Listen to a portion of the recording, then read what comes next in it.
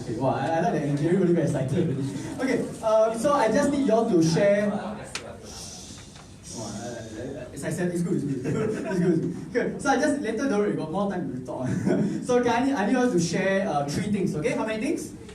3 things, right? So firstly, share your name, introduce yourself. Secondly, share what industry you are from, like what business you are at, what's your industry that you're working at, your full-time job or your own business. And thirdly, share 2 things you are grateful for today. Okay, so for those who came morning, you can share 4 things already because you'll be sharing. So, and what you'll do is find a partner A, find a partner B. Okay, partner A, raise your hand. Partner A? Partner A? Okay, partner B, raise your hand. Okay, so this time partner B, you start second. So partner A, okay. So partner A, share the 3 things, and partner B, what to do, right? I just need you all to be supportive. Okay, so if partner A say, I robbed a bank yesterday to put all the money in the stock market, what must partner B do? Wow! Okay, I like. Okay, so 3 things. Partner A start first. Okay, ready and go.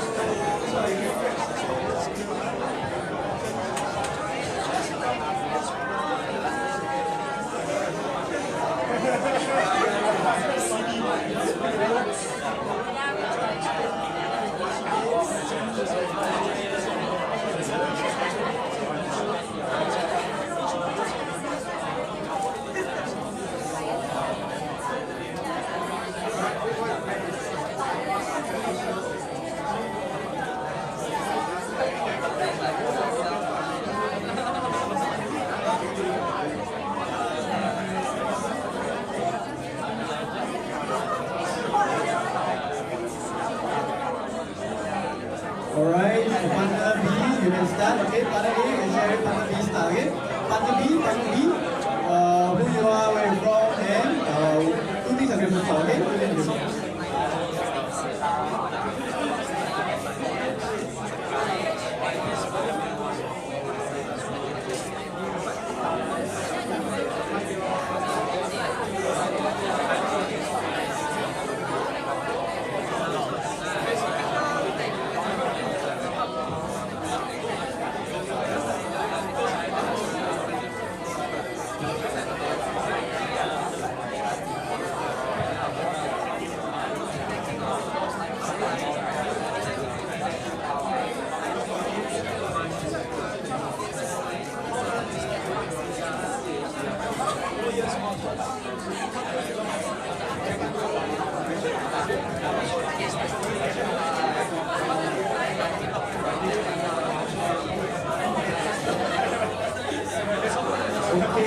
Say thank you to your partner, take a seat. Say thank you to your partner, take a seat, okay? Go ahead, take a seat, take a seat.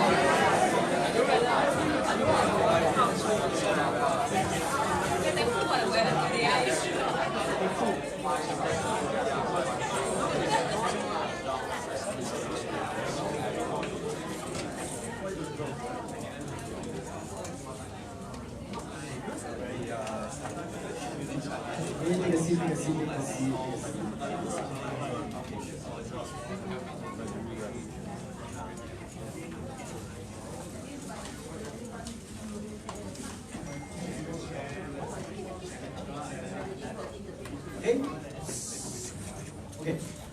Okay, can I share you something, right? So when I do a lot of events in Singapore, right, in the past few weeks and everything, usually, right, when I ask them to do this exercise, when I ask them to take a seat, wow, everybody will straight away go sit and they'll just like say, but wow, the energy of the room right now, I can feel like it's a lot, people are getting excited and everything. So can I have a show of hands, right? Who here right now, you're actually pretty excited over the market conditions right now? Can I have a show of hands?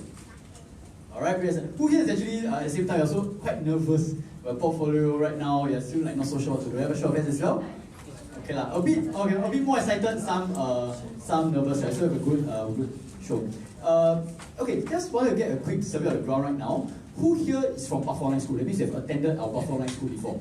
Okay, let's quick show of hands. Okay,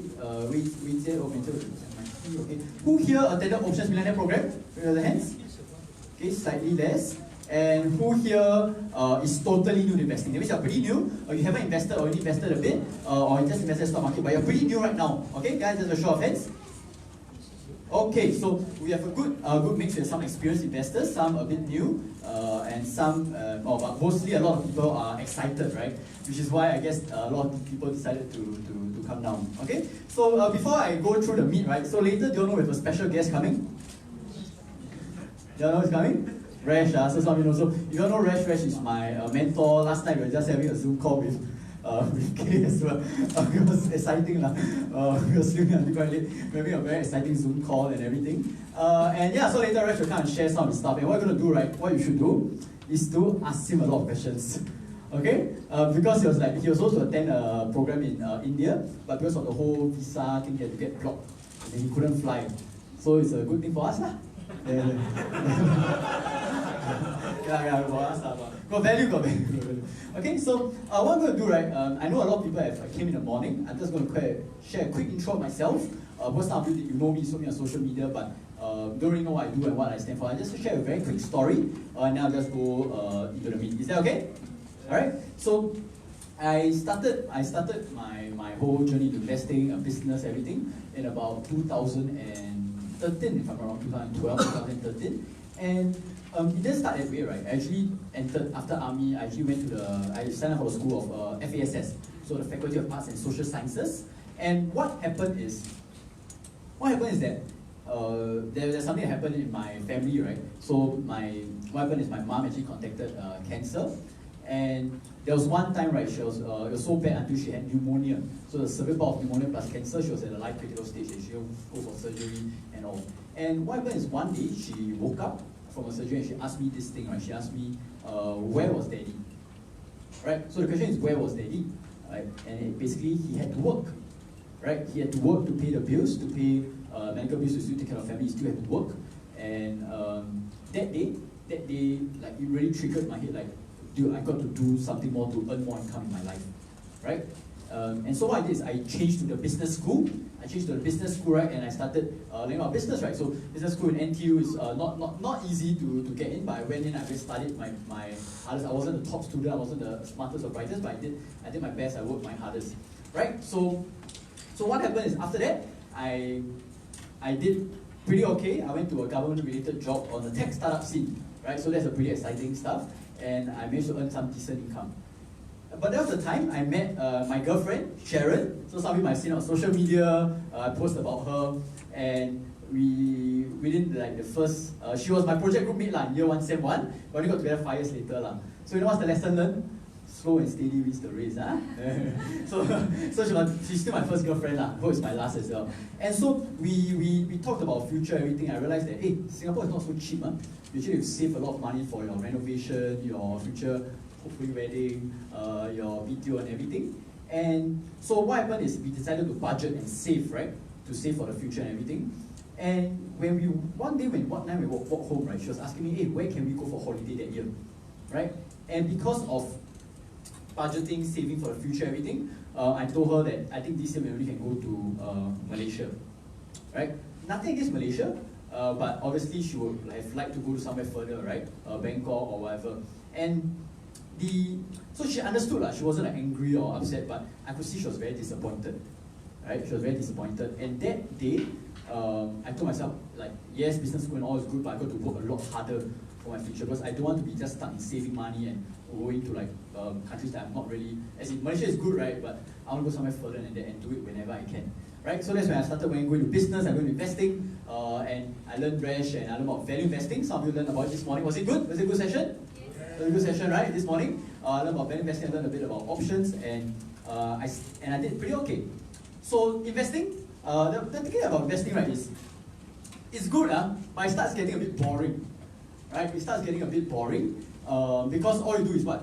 You click on buttons, right? Click on buttons, you start reading. And so I decided to share with my friends. So my first sharing was in SMU, right? For my NTU students, I coped a card with my friend. We all had to squeeze like 6, 7 of us into one lift and hide from the security guard. Like I remember many times. I started sharing for free and everything, right? And so over time with my experience, everything, I was invited to be a Buffett online school coach with Mary Buffett. and I managed to be here right now, like, speaking in front of you. A lot of times is because all of you know me as the performance coach or being refreshed, everything, but that's what I've been doing. So from a small session, right now I'm very privileged, like thank you for coming and trusting in me to share some good stuff with you all. Alright? So that's my story, and I just want to share with you a quick picture, right, on what happened about 2 to 3 weeks ago. And I love this lesson, right, because 3 weeks ago, it was during the situation orange at the point of time, right?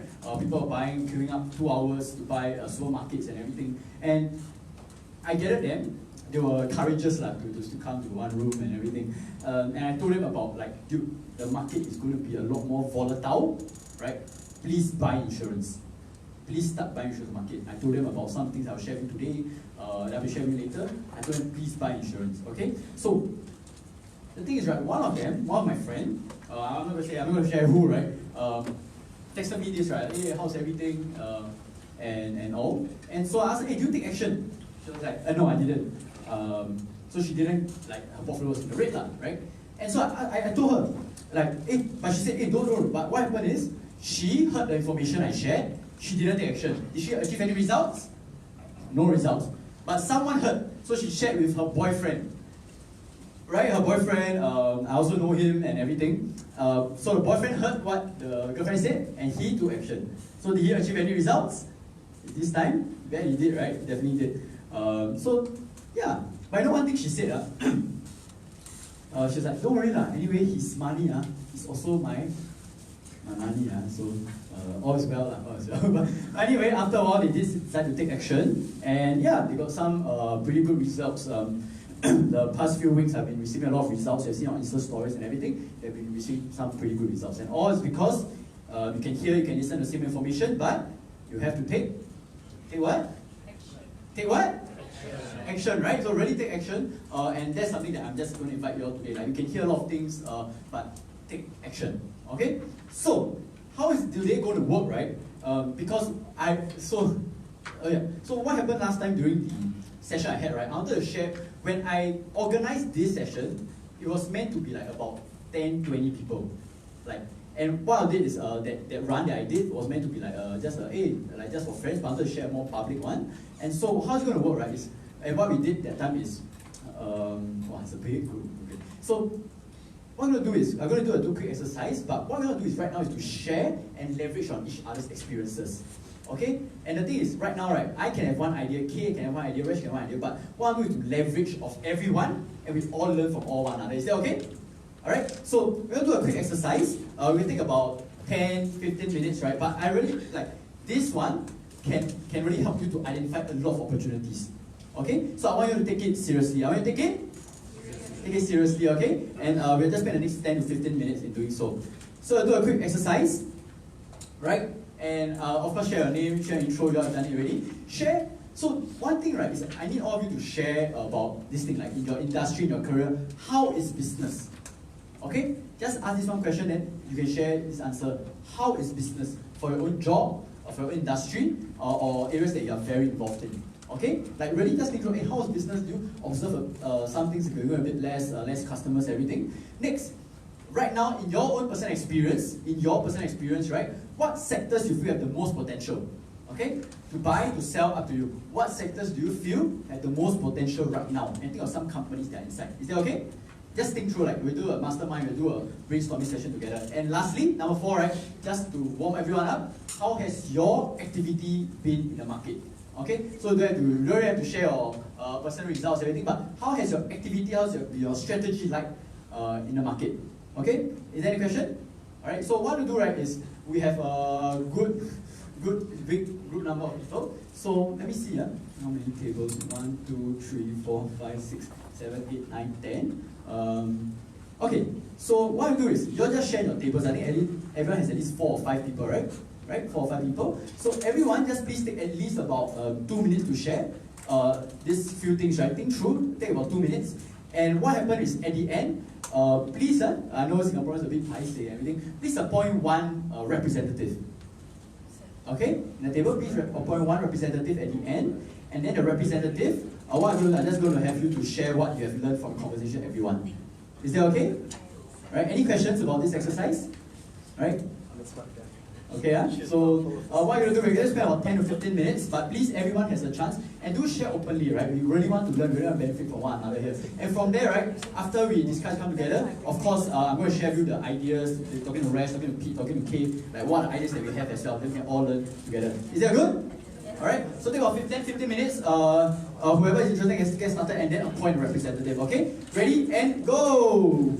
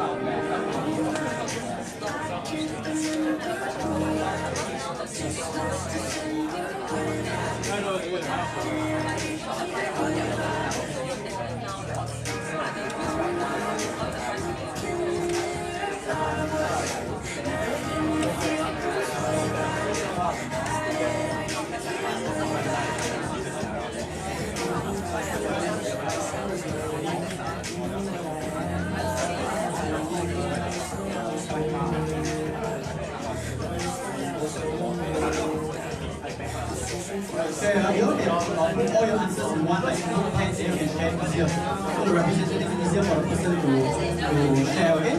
Right? Get your ideas down, write it down, put it on your phone, and you can share it easier for everyone, right?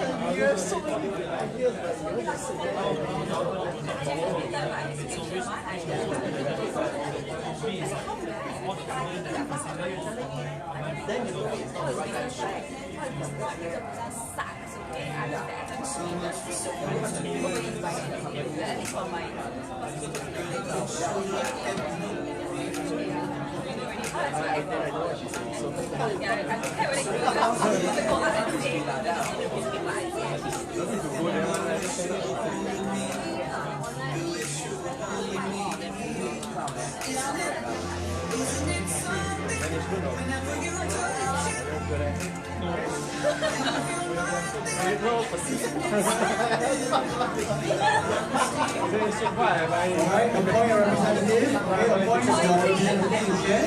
Okay, and then try to sum up everything. Okay, try to sum up everything.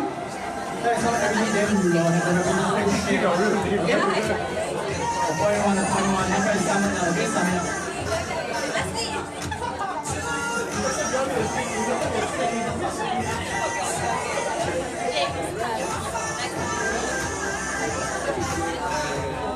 What's the name? Tom Line.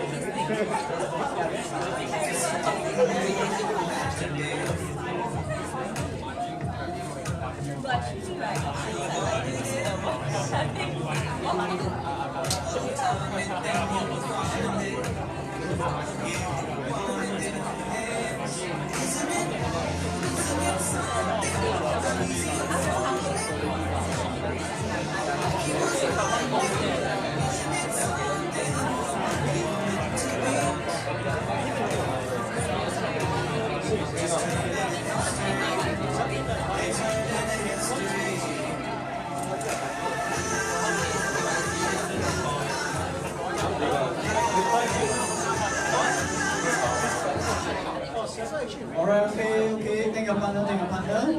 Take a group. Okay?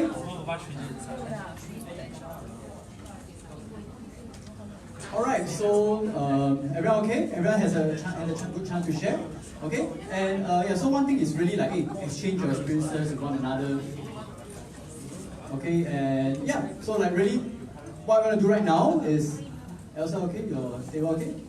Okay, you share now. Relax. Chill session, everything, just share our experiences, okay? So what I'm going to do is, I'm just going to write things on the board and everything, but when the representatives finish, just pass it to the next table and also, okay? Anybody want to start first? Anyone? Over there, at the back. Start from back, then just pass it down. Is that okay?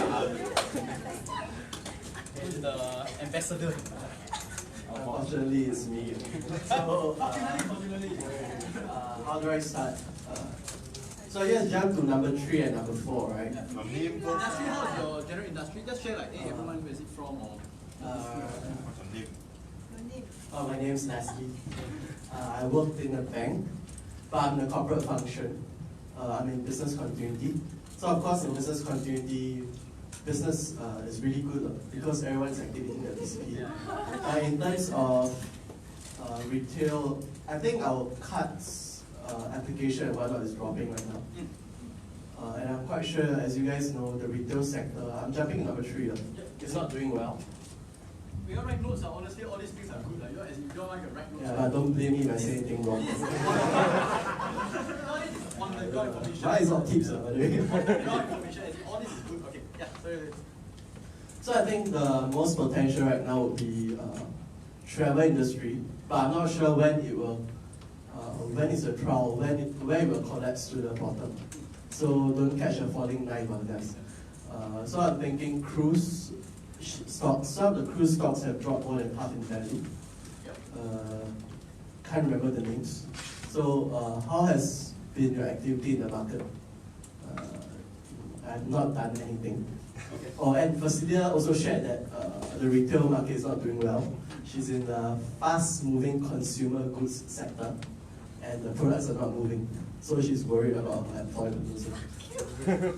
Okay, Okay, we're done. Thanks. Thank you. Sean? Sean, let's go. Okay. Go for it.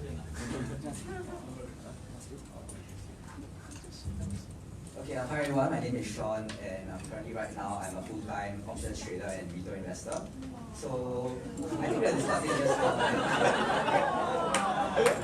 yeah, so I think just now discussing the few things that came up was one was the railroads and the other was the tech companies, and these were the two things.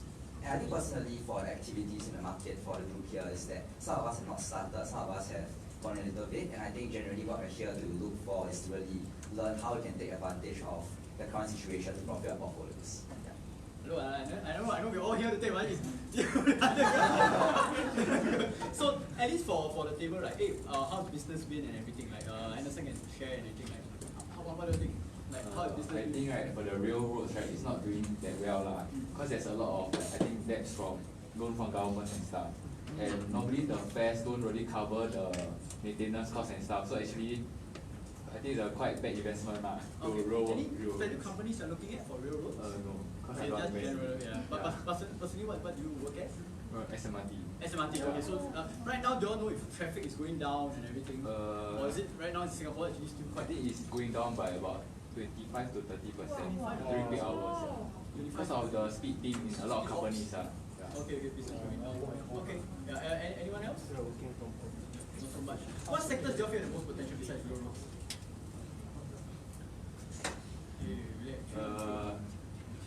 Tech, payments, and REITs.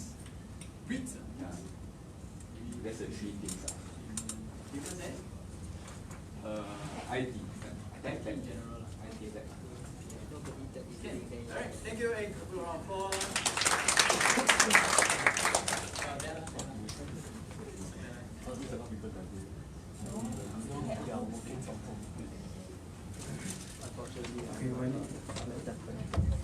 My name is Alan.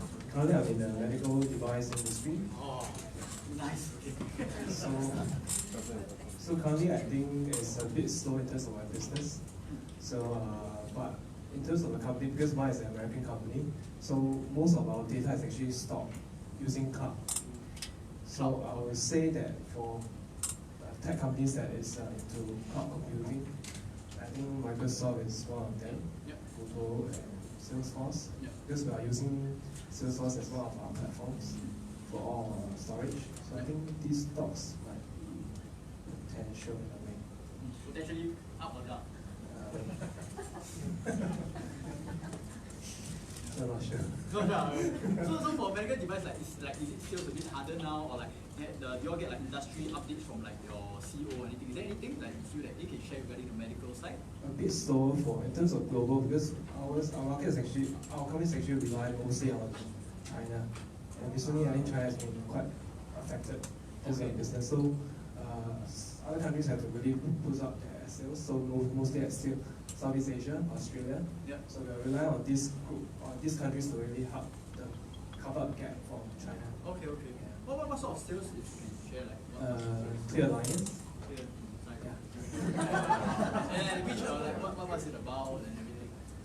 Yeah, sorry. There's some companies. There's one company called Lucrative Surgical, right? Some people they can share.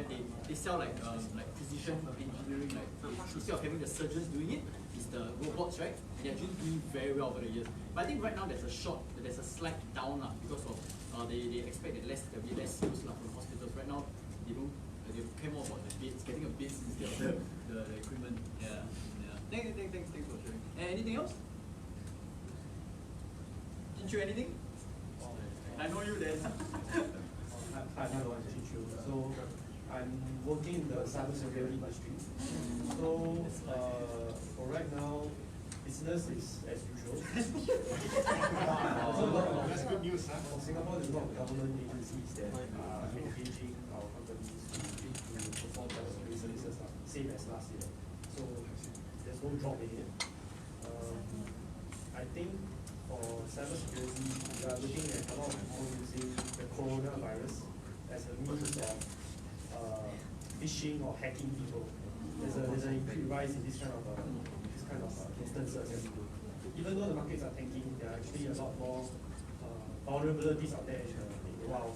So they're using the distraction of the whole virus to even be a bit more aggressive.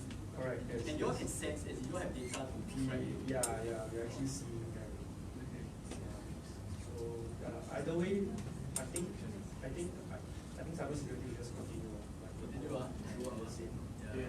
That's why I don't cheat you like so how come no one share about this? So no, the thing is really, you feel there's something that is good for everyone to know, just feel free to share, okay? Right now, as in what I'm doing, just leveraging on everyone, then everyone has something good to share, we can learn together. Like cybersecurity, I know that cybersecurity is going to go normal, for sure, but I didn't expect, actually there'll be a lot more attacks coming because of the whole distraction with the virus. So something to look at, okay? Right, thank you. Hi, I'm Kelly again. Okay, morning I share, so some of you already saw me talking. So Philip and Philip is in chemical sales, right? Very interesting. He said the paper production in China was not affected. So all of you don't need to panic and go and buy toilet paper. So because he sells the chemicals for leather and paper, so the leather factories has been closed because of coronavirus, but paper factory was not closed. So it's going on. Yeah, so actually, basically his sales not affected, so as usual. Has it increased or is it about the same? About the same lah. Yeah, so actually he said, so he said the sales actually he said the business not very affected, even though he's not traveling much. Phyllis, she's been in like a fragrance, but now she's looking at the education. So she believes that education is an evergreen industry. So definitely education is something that we can invest in. But we are talking about what kind in the education company can we invest? But we haven't gone there yet. Then actually, me and my husband, we run online business. So that's why we strongly believe in Shopify. Yeah. And one more, actually, I'm looking at is also a company called Etsy, ETSY. Because actually we've been selling things on Etsy. Wow, really the sales really go up. Yeah, but it's now the amount is much smaller. Shopify is like a 400, 500. Etsy like $40 something. Yeah, so it's a new, relatively new company, but nobody can beat them. Yeah. So if you go Etsy, they're like e-commerce platform. It's a platform for handmade products. Handmade, like creative products. So they are like the market leader when it comes to creative. It's a marketplace. So the good thing is they don't hold any stock. So they don't have they kind of like Amazon who buy stock, so they hold stock. So there is a danger in terms of holding costs. But Etsy is just a platform. It's like Alibaba. Okay. Yeah. Do you feel your sales have been affected by any chance right now during the crisis? For us, no, because we don't get stock from China. So actually, our customers on Etsy is all Americans and Europeans, and they are turning to our store because we can send out to US and Europe. But all the suppliers from China, they cannot send out. So actually, some customers, we get new customers because they cannot buy from China, but they still need to shop. So actually, they come to my store because we can ship out from Singapore. We have no restriction. So Etsy and generally the sales not affected. But then again, I'm not saying all e-commerce online stores are good. Stable now because Alibaba definitely, Lazada, Shopee, Qoo10 all affected because there are a lot of sellers from China. Then all these, they have to give refund. So I heard a lot of people giving refund. So basically the next quarter earning, I guess it will be all affected. But long term, I strongly believe in it. Yeah, of course we do business in there myself. Yeah, so definitely I think it will grow. Yeah. Okay. Yeah. Thanks for sharing. Actually, just one thing, I'm just personally, I just want to add, because a lot of people talking about REITs, very good. Okay, I didn't study much. This is a purely personal view, because we've been running brick and mortar retail business for like 10 years? Yeah, 15 years? Yeah, so actually we've been doing retail like a brick and mortar. Yeah. So had the stores at Iron Orchard, Raffles City and all that. They're all REITs, yeah. But personally, I don't like to, okay, I have a maple tree, but I will never go into a capital land, that kind, because, and I have a friends who have like 15 stores in Singapore. Then coronavirus hit, 25%, 30% drop. Then people have to give up some shops and close. So those landlords, they push very hard to get higher rental purely because of REIT. They need to report to the investors. But in terms of really how many retailers can survive the kind of rental in Singapore, it's very, very difficult. So for me, I'm a bit pessimistic about the REITs. In terms of the kind of, if they are purely retail, I'm not so optimistic. Maple Tree, they have a lot of industrial, still okay, but if it's a purely retail, it's quite dangerous. So capital land, all those REITs. I mean, my personal view. Yeah. So thanks for sharing. Like, you talk about REITs, right? Like, honestly, like this is not my core competency, but what I know is stories. I talk to people about the business, how the business. I know, right, that some tenants of even industrial, not the big MNCs, right, but a lot of small guys, they're actually all coming together, right, to ask the landlord, like, hey, can you please give us a discount, like 50% discount rental. And whether they say yes or no, I don't know, but right now the tenants are suffering, I say, even for industrial. So retail definitely confirm They are not giving actually that much, because I have a friend who went for that meeting. So the retailers came together, not only small guys, because my friend have a 15 stores, so he's already bigger boy. Yeah. So they actually came quite a few, like maybe 30 retailers. Okay. They went to all the landlords, right? So only the land lease promised something. So land lease was a more proactive. Yeah. Capital land, all that, all this keep quiet. Oh, wait for the government to see, wait for them. So basically, the retailers are quite upset. Yeah, then they are not really forthcoming. Yeah, so I heard like because it's very I've been doing retail, so I have a lot of friends doing that. Yeah. So they are struggling like The whole retail space. Okay. Right. Thanks for sharing. Thanks.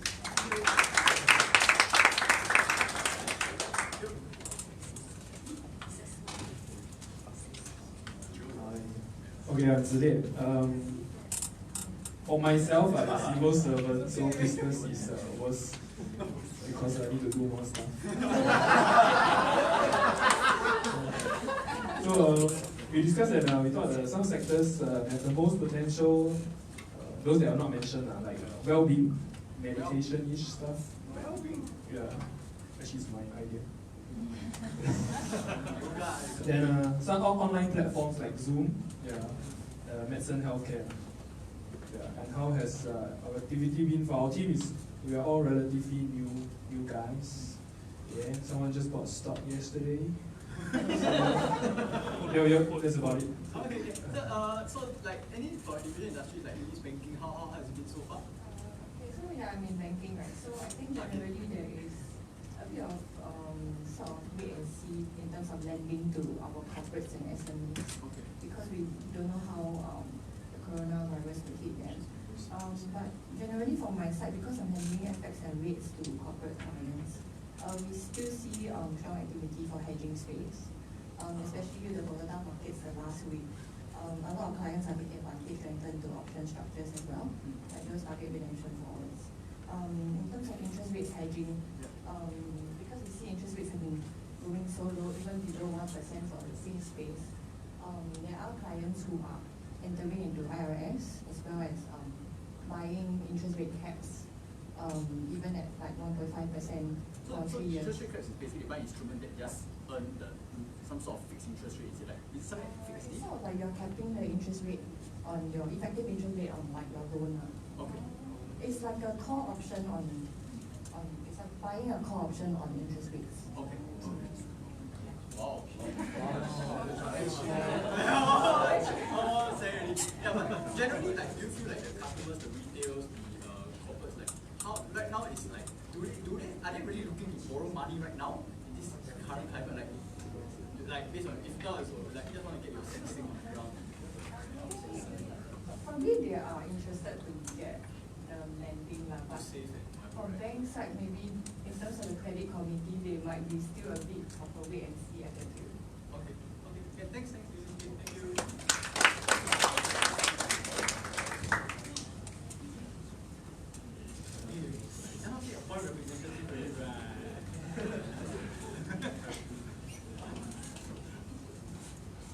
Hi guys, I'm Clement. I'm from retail industry, pharmacy side there. But I'm just retail assistant.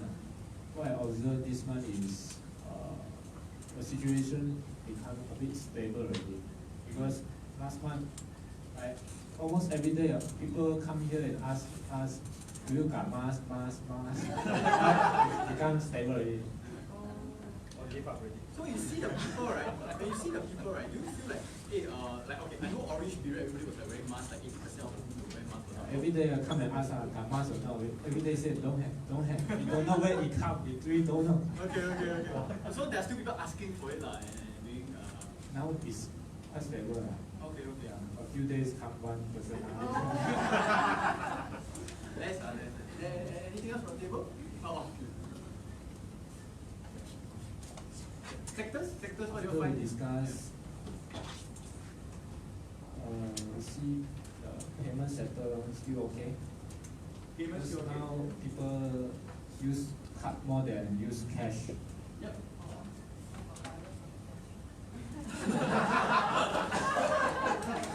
Yeah, you're right. Yeah. On the card, how? Just pay away money. No need to touch. Anything else?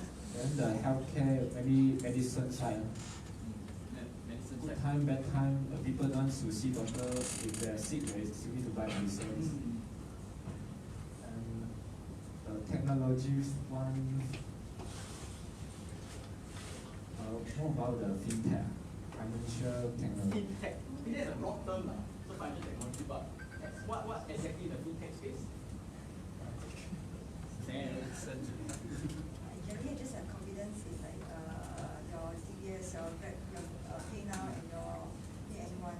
All payments are so. Yeah, payment related. So I think they are, and they are more money to invest in. So I generally think that you will just go further. So, Sandy, your experience in your airport, how? What's in the airport? So I'm in the aviation industry. There are people saying that it will get worse. So I think it will get worse. But I again generally have confidence in the aviation industry because like your friends around you are just waiting for them to get better so they can travel, right? And the past trends is always been this stupid virus is coming and just So work for Changi Airport Group, is it CAG, is it, or? I'm not in CAG, I'm in the government. Okay, so the association, right? So, like, a lot of flights are being stopped right now, right? So there's a lot less activity, is it? Or do you feel like, hey, no, actually there's still Definitely less activity. a lot less? Like, if you had to estimate the percentage? Estimate, like, wait. Ex projection, like, maybe Yeah. number of packs like dropped by 30%. 30%. So as We are in, expecting more, but not there yet. not there yet, more. But just wait and see, I guess. Okay. So for cruises, right, some mentioned cruises, 95, like we were talking to this travel agency, right, 100 AM. So Rev went to ask, like, hey, how's business, everything? There were 15 people inside the office, right? 15 staff, 15 members of the staff, and there were 0 customers. And they said that their orders, right, that was last week, not even now, they dropped by at least 95%. 95%. Yeah, so talk about cruises, everything Caribbean, everything something to watch out for. But to check what Celia shared earlier, so we talked about this telemedicine, right? There's this company called Teledoc, you can go and check it out. But of course there's Zoom, it went up, right? And there's this company called Zoom as well. It went up, it went a bit down, but basically a lot of people are a lot of people start staying at home, they rather do online calls or online consultation and also online meetings as well. So Zoom in China, quite a smart move I feel, that they actually removed the 40-minute cap on their meetings and everything. So later we'll talk more about mode and all if you can, but there's just some companies to think about that actually benefited during this direction. Okay? Yeah, thanks for listening.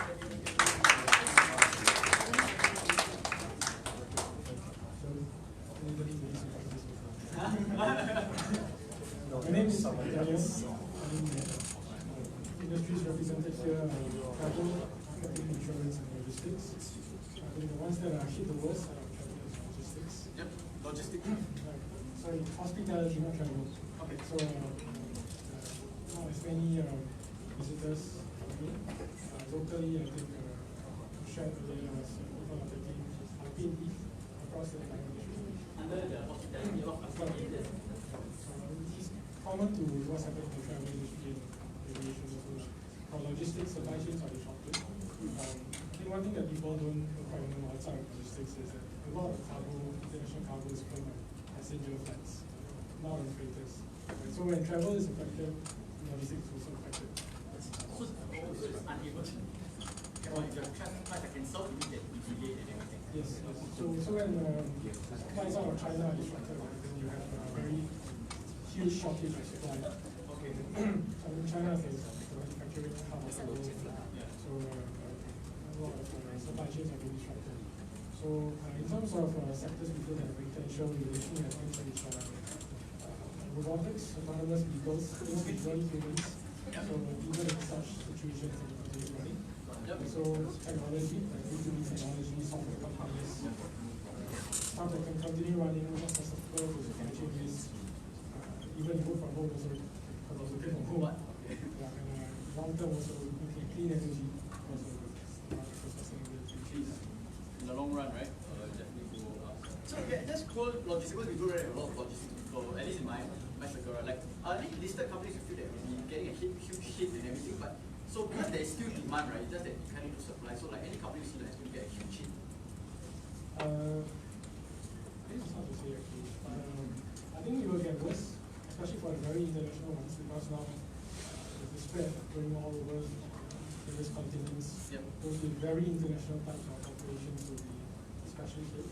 Yep. I think what we're seeing in China is some recovery now. Yep. Things are starting to start again.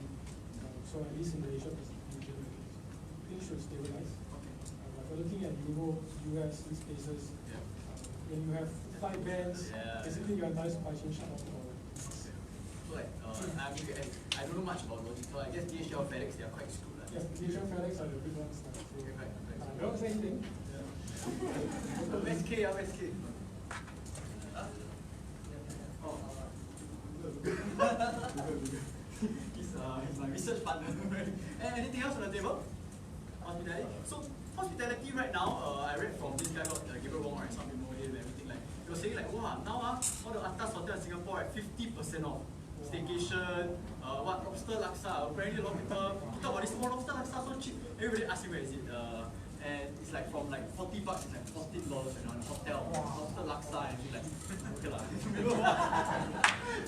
so that's for hotels. Like right now they are so desperate that they're giving like 50% off staycations and everything else. Something about anything else on the table? Oh good. Yeah, so as I like the industry like robotics, B2B, all those, it's still going to do clean energy, clean energy, long run will still well. Alright, thanks for sharing.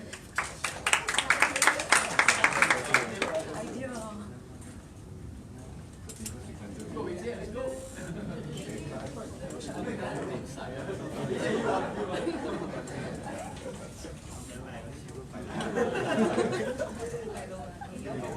Okay, I'm Rachel. I've been actively investing for about 1.5 years already.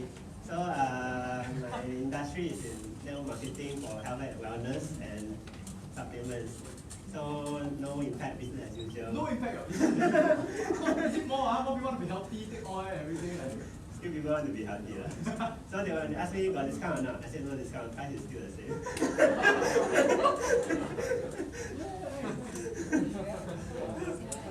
Anything else? Yeah, I'm going to talk about the sectors that I feel that are the most potential. So for investing, I've been actively looking for the next 10 bagger. So I think it's cybersecurity and 5G industries. So I bought a few courses on cybersecurity tickers, and after right now, like you just entered a while ago. Actually, I entered a few months ago already. But the market, despite its chaos, this ticker never dropped. Combined, GQ got best cybersecurity. Yeah. So I feel that quite stable. It didn't drop, it didn't go out, it just stayed there. So I think these are good stocks to buy. Then for me, my current activity in the market is to buy calls, buy stocks, and buy puts.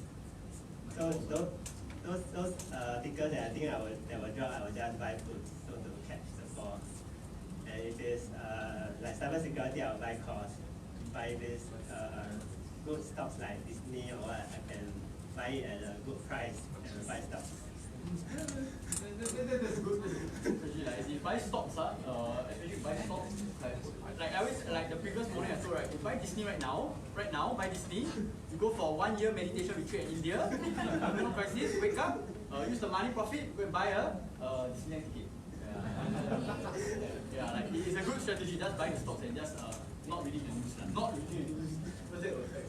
Alright, anything else? So M&A companies, they're doing pretty well. Like I said, I went to New Skin, skin office, right, still packed, fully packed. People's health and everything. So companies can look at New Skin itself, New Skin, and Herbalife, right?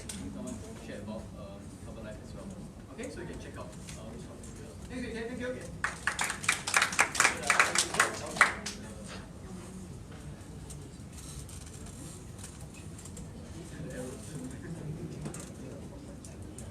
Hi everyone, I'm Brian. Yeah, so actually currently I'm still serving NS, and on my table we have someone who's in the cargo industry, exporting, she has a family business exporting wine, and for Ronnie, he's doing commodity trading, and Sikit is a student. Yeah. Yeah. Youngest guy. Hey, Give a round of applause. 15 15. 15 yes. $1 lessons Okay. There's a younger girl here studying.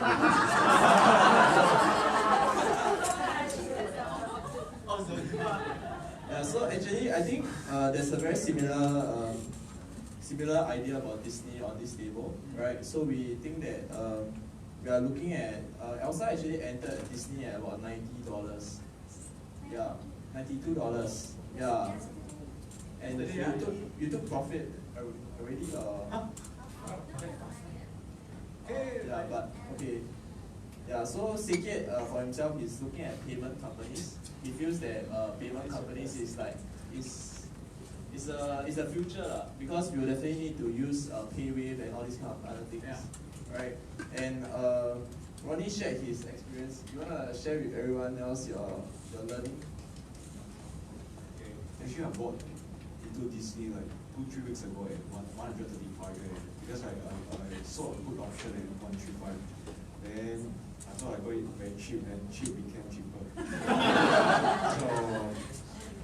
So now I'll just wait first, and I think there are some companies that I'm very keen to buy. Google, Facebook, and maybe Alibaba as well.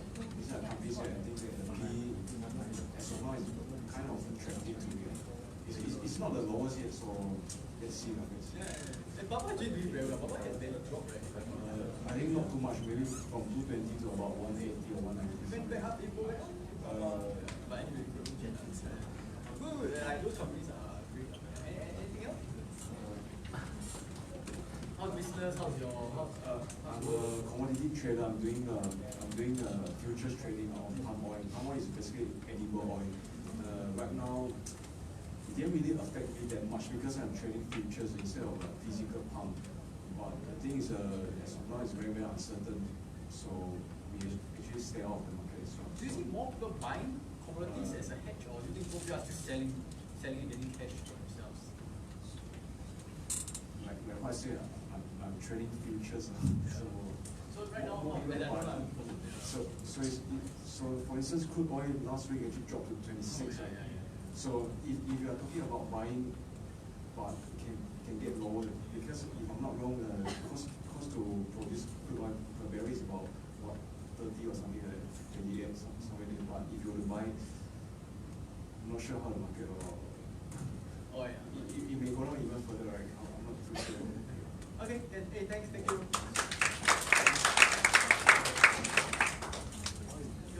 Property, let's go. Oh yeah.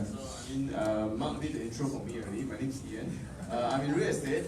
The business, I was sharing my team also. So at the start, when it went to DOSCON Orange that first week, right? Like really for the real estate, it's quite bad.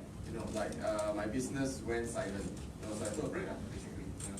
But now there's the general public is out of the market mainly. I would say there are a lot of them if they're not scared, then maybe they'll be out there searching. But generally, there's a slowdown from the general public. But I see a huge uptick of investors. So people out there like us, who are wanting to find good deals, find discounts, they are on the search. Investors are out. And sectors that I feel have potential. So this morning, I went to the gym. I was speaking with someone in the construction sector. All right, so he was telling me about how a lot of people in construction are actually going bust. Big companies going bust.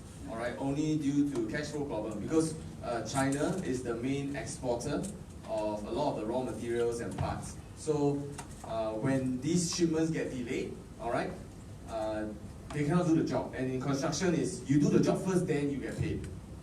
So they are pressed between two sides. They need the materials, they cannot build, they don't get paid, but they are still, every day they need to pay the workers. They need to pay the workers to make sure they get a job done, you know, and stuff like that. So a lot of them are running into cash flow problems. So if you take this concept, you put into one project, and you just multiply it. Imagine this company is spread out, you know, to like 20 projects, 10 projects, then every single one have cash flow problem. My prediction is that they will just have a domino effect already. You know, the debt, they cannot pay, they start to go past 1, 2, 3, 4, 5, and then this company will just, you know, if they don't have enough cash reserves. Yeah. Then another thing, sorry, your name? Javier, so sorry about that. So this Javier, right, he's in the luxury industry. So that was one of the market I said that I'm shopping right now, and he also said that luxury is facing a hit for sure. And I think one of the reasons is maybe because no travel, so they need people coming into Singapore and basically in the APAC region, you know, to spur that whole buying, you know. And if I'm not wrong, China is one of the huge markets for luxury also in general, you know. That's why a lot of luxury brands, I mean like Gucci, they have some advertisement, you know, about chopsticks or what, then it angered a lot of Chinese, and then that period their sales start dropping. You know, then they had to come up with a new advertisement, say sorry. You know, all the CEOs come and you know whatever. You know, so I do believe China will continue to keep growing because only a small part of their country is opening up, and they have a growing middle class. You know, so it's we'll see lah. Luxury market, I'm really keeping my eye. I really feel that the sector will keep going down for this period, but I do feel it will recover because people like show off lah, to be honest. You know, because I personally been to China a lot of times with my family. So from 10 years ago until now, and you'll be surprised when the iPad was launched.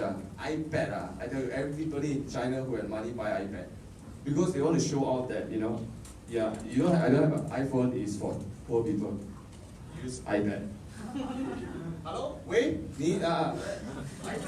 And then they walk around the streets in pajamas because only rich people can buy pajamas. Poor people sleep in their clothes.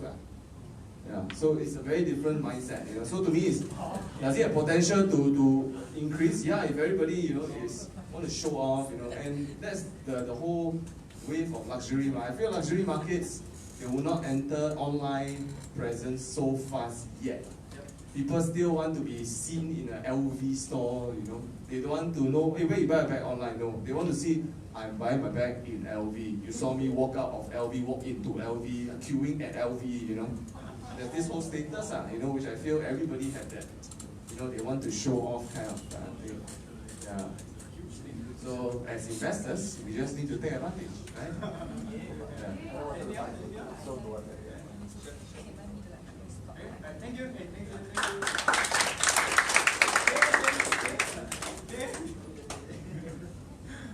All right, so and like for me, right, I think some things are pretty eye-opening. Right, talk about like the retail, the Shopify space. It's the cybersecurity. Like right now, cybersecurity is actually going up. Right, there's going to be a lot more demand for cybersecurity, especially if you realize that a lot more attacks are coming. Right, banking, a lot of wait and see approach. But definitely they're going to be a lot more cautious, right, with the whole lower interest rates. So a lot of things to take down. I hope you all have been taking notes. Because what we did also last night in Mastermind Session 8, we went on the ground to find out from people like from their own expertise and space, like how is business going to be like. Okay, so I'll just share my own personal observations of a couple of things, and then you all can see whether you all make sense. Is it okay? Right? You want to share? Later. Okay, my thoughts, your thoughts. Okay, so a few things, right? How is business right now for us? At least for us in about online school is, do you think education, more or less people are trying to sign up for programs? More people, right? So that's one thing. Education, like what Phyllis mentioned, is an evergreen thing. People will always want education. And right now, in terms of investing, definitely more people want to learn. So that's business is doing fine. Okay, so that's number one. What sectors, right, I feel the most potential? Of course, so what happened, I shared a bit in the morning, right, is with all explanation and justification is that, hey, I'm just going to do a quick one here. It's like, so like me, Rev, we have been going for events for the past few weeks, all the way from about one and a half months ago, right, where there were like 5,000 people in the US and not a single person was wearing a mask. Right? Not a single person. It was full, people were happy, there were people from all over the countries. And at that point of time, Singapore was already starting to panic. The whole situation orange, people already starting to queue up and buying stuff already. So that was the difference. Right now, a lot of events are being cancelled, right? I'm sure you all know, a lot of events are being cancelled. Facebook Developer Conference being cancelled, Adobe, Adobe, Google, I watch wrestling a lot, right? So their big event, WrestleMania, hasn't been cancelled yet. I hope not, but I want to watch.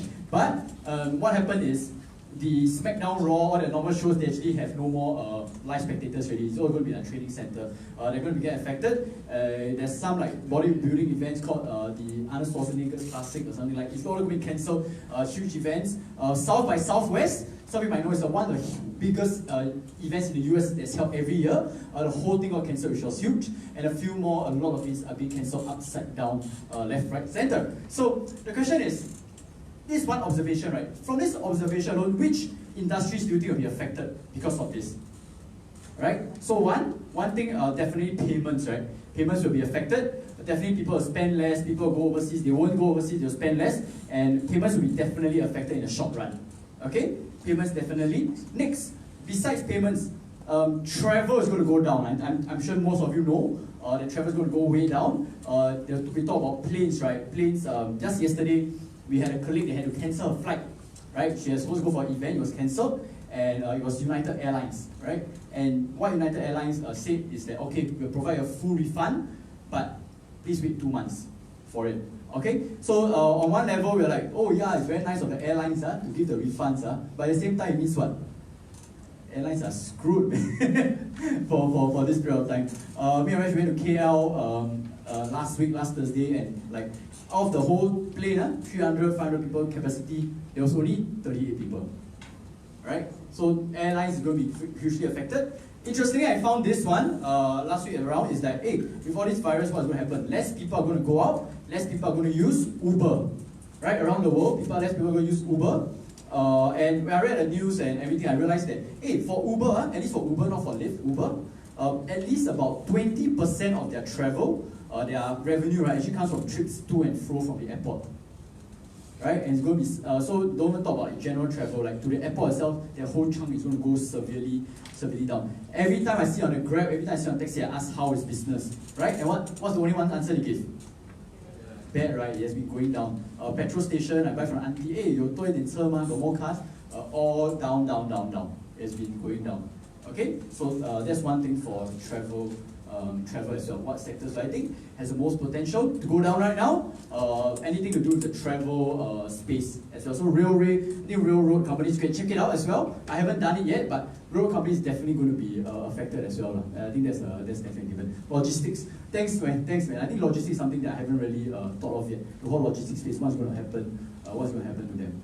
Okay, other sectors. So when people travel overseas, right, typically they stay in a hotel, right? So hotels, what are the big hotel chains that you can think of? What are the hotel listed companies that you can think of? Right, like I said, Marriott was true. Yeah, Marriott Hotel, there's a company, if you have it in Resh Telegram group, you know, we talk about Wynn Resorts as well. These are some of the companies that is going to be severely affected. Now they're giving like 50% off for staycations and everything, right? Yesterday there was a news by Wynn Resorts that they actually had to they actually had to ban all gatherings, right? So buffets is out. Las Vegas people love buffets, right? I think I love buffets. All the shows, concerts, shows are being banned, everything. And of course, hotels, everything, partying. Like you go Zoom, right? You want to go Zoom or not now?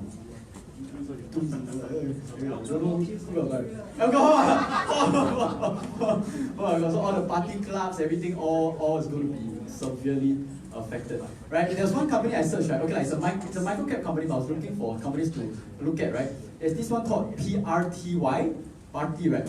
You can only write it because I tell you the company's name somehow. Because I think it's a small cap stock.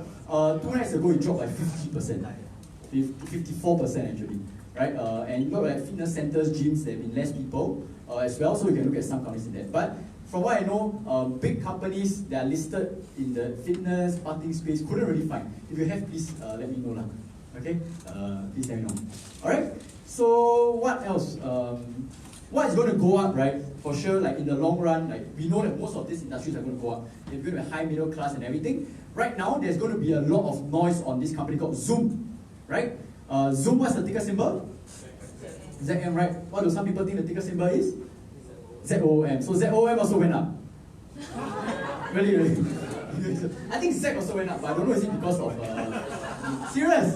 Zoom went up, the ZOOM went up. People thought that Zoom is Zoom. Anyway, so a lot of noise for that, and Teledog as well. Teledog, yeah, but it has been up quite a lot already lah. So that's for Teledog. Teledog. You know Teledog's ticker symbol? Yeah. T what? TDOC. Teledog. So that's for Teledog.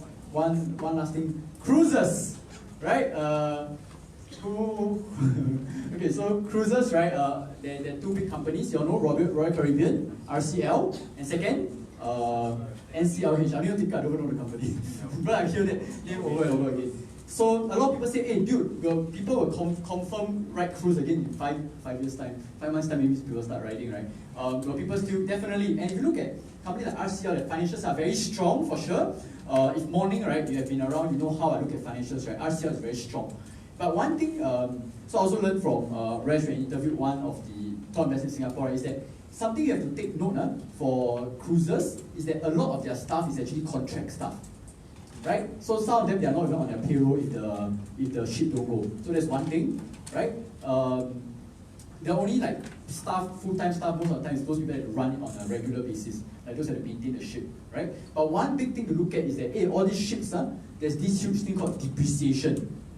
Right, and that's something to watch out for. I think Resh will share a bit more about his thoughts on RCL later, but watch out. As in, yes, you might think RCL is a good thing to buy now and everything, but my thing is to be very careful right now. There is going to be a lot of shorties in the market. That's what I feel, especially for a company called RCL.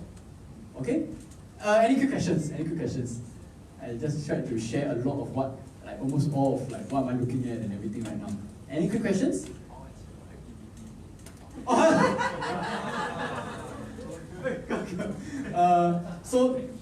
So I've been studying a lot of investors, right? The responses, reading from guys like Ray Dalio, Ashraf Damodaran, and a lot of the time, I realized even like the top investors in Singapore, everything, a lot of the time, those people that are focused less on stocks investing only, read a lot, read essays, read everything, right?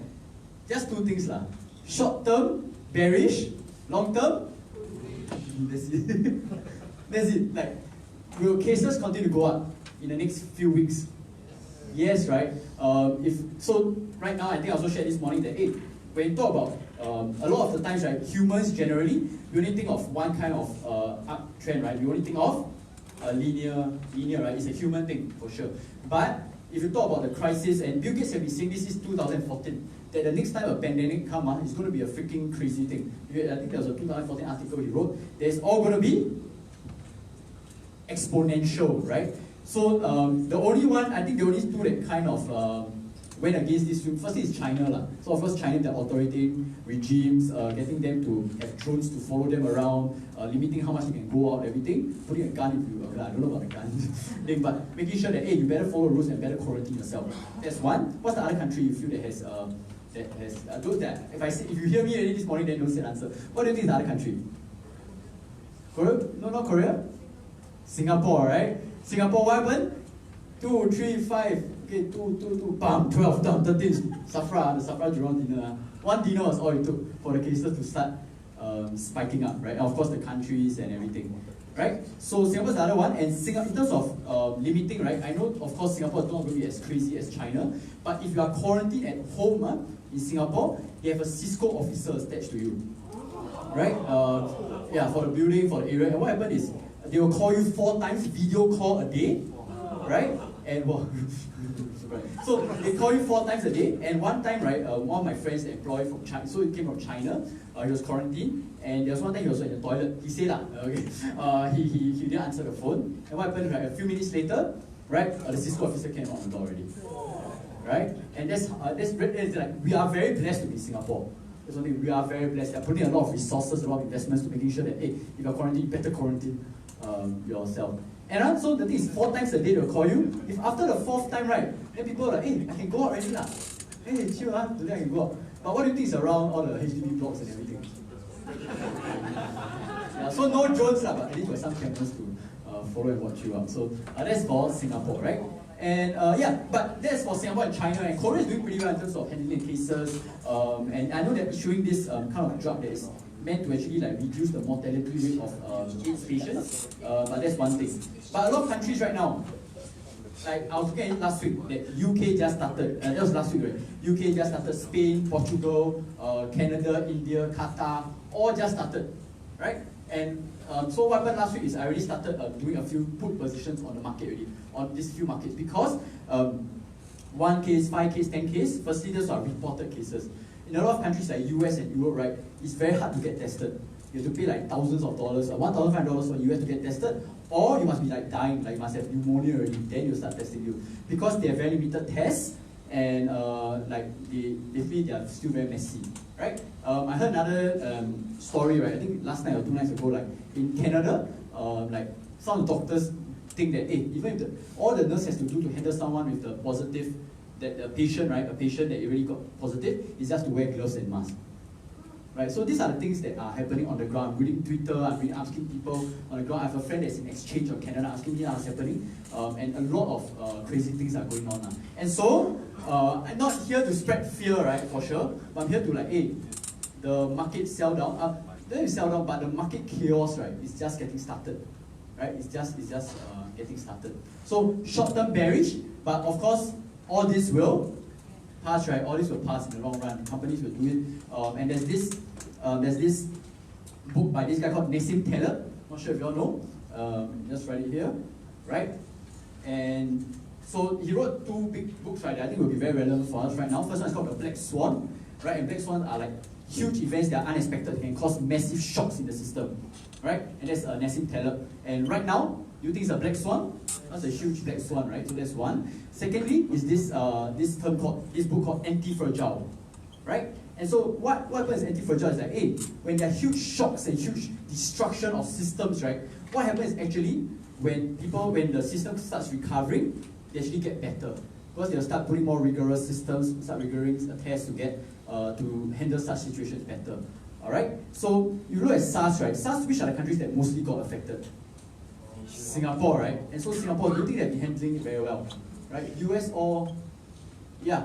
But the thing is, next time, after this whole ends, right, do you think there will be systems and procedures back into place to help handle such situations better, right? For sure. So in the long run, definitely you will get better. Right now, people are shocked, people are stunned, for sure. But in the long run, all this will pass. Okay. Any questions? Well, that's a good and long answer to to the last question. Yeah. Any questions so far?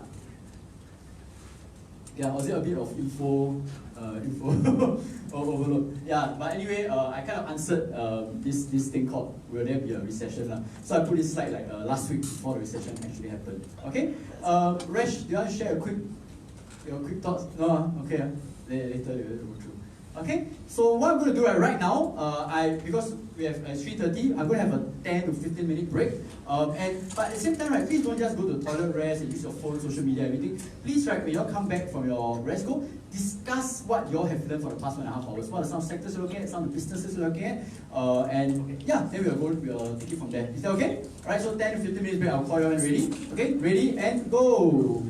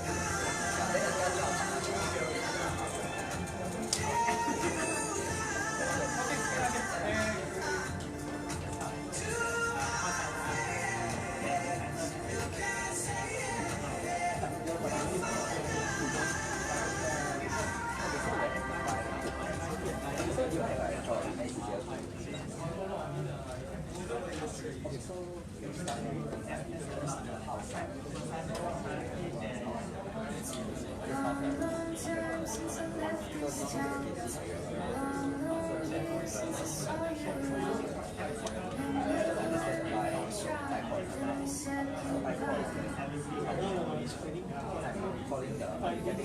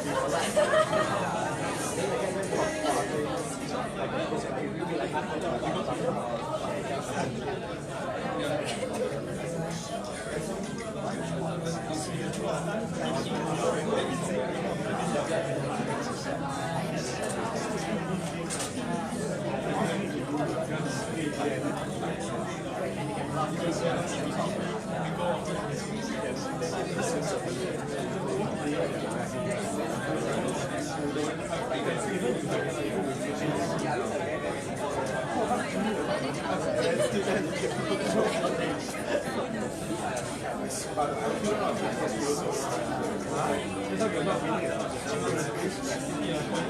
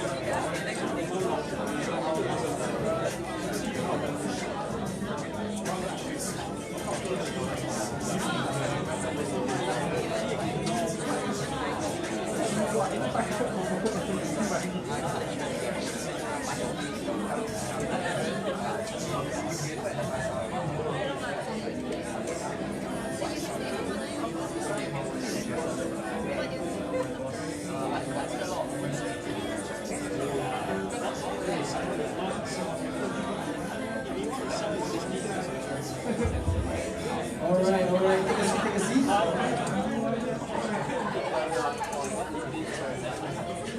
Okay, take a seat.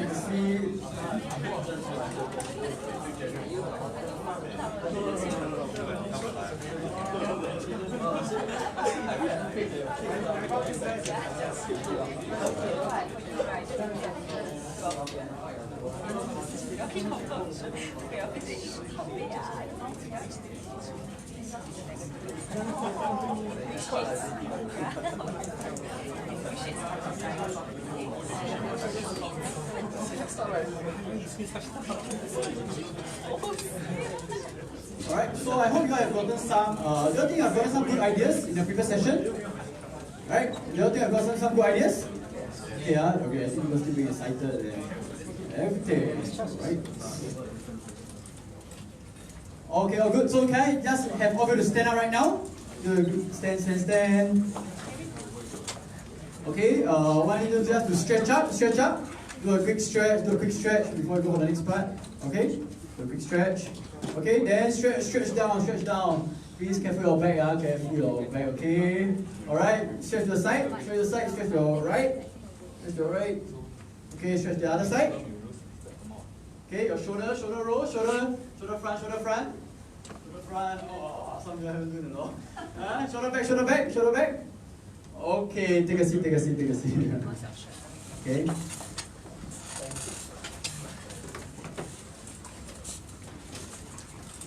Alright, can I just have a quick show of hands, right? Who here has never made an investment in options before? Has never made options? Can I have a show of hands?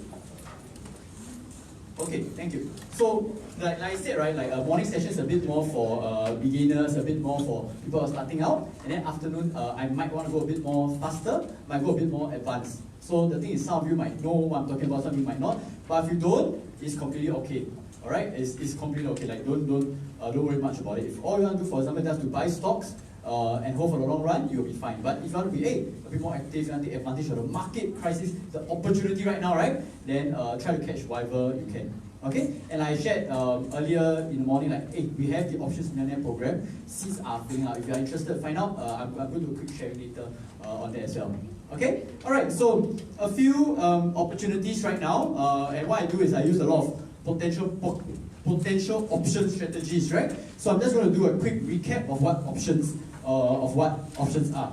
Is that okay? Right.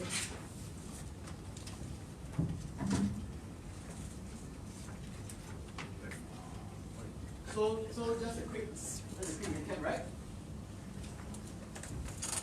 So right now, how many types of options are there? 2, right? So let's look from a buyer's point of view first, right? Okay. So what's the first type of option? There's a call options, and then there is a put option, right? So from a buyer's point of view, a call option means the right to buy the shares, right? It means you get the right to buy the shares, okay? Buy shares. Okay? For call, for put, what is the agreement to? Sell the shares, right?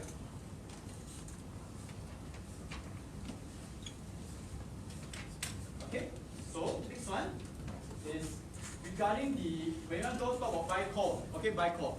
Do you make money when the stock or market goes up or down? Up, right? It goes up. And next one? Down, right? So very simple. There is a bit of intricacies with strike price, everything. We don't go so much into it, but basically, call options you buy when it goes up, when you expect it to go up, and you buy call options and expect to go down, right? So that's next. When it comes to selling, right? Oh, good. So for this one for buy, right? What is the max loss you can have if you buy a call option? The premium, right? So the max loss is how much you pay for the option itself. How much you pay for the option itself. Okay? And same thing, max loss, the premium that you pay. Alright, so that's just the maximum loss that you can have. Alright. So now let's look from a seller point of view, right? So we have a call.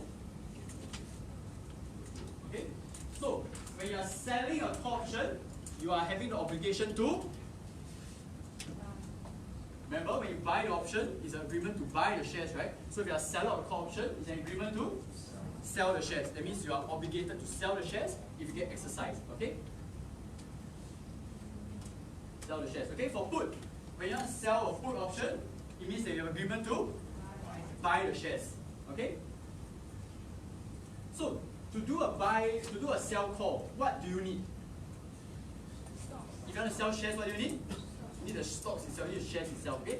So for those who are new to options investing, please take it down. Do not sell naked calls. Never ever sell naked calls. I know some people that did it, okay lah, if you what you could, but please don't sell naked calls. Okay, it's very, very dangerous. That means you must always have the shares if you sell the call. Is that okay? Okay, always have the shares. For sell put, what must you have? Money, you must have the money. So if you want to buy the shares, you need the money. Sorry, my art a bit failed, but I hope you guys understand. Okay, so for sell call, right, when do you make money? When the stock goes down, or the stock goes sideways, right, or a bit up. Okay, so if it stays sideways, depending on strike, of course, you make money even if the company or the market goes side. For put, when you sell put, when you make money usually? When the stock goes up and if there's a sideways as well. Okay, depending on your strike. That's a very quick recap of options. Okay, so that's one. So the next thing, right, just to share with you, very simple. A very simple technical analysis. Like I said, it's okay if you are feeling like a bit overwhelmed, you're not so sure, like, charts, right? And so that was my attitude for a long time. I didn't like charts, right? My statistics was a torture, was a big torture for myself. But one thing I realized that, hey, actually charts can help in terms of a bit of the timing of when to enter and how do you look at the market. I'm going to share with you very, very simple things. Is that okay? All right. So first thing. So anyway, the option generator program, obviously, we're going to do a lot more implementable. All those like we're going to use the Think of Swim platform to actually know how to chart properly. But I'm just going to share with you a few quick things. Some of you might find it familiar. If not, you can just listen in. Okay. So first, right.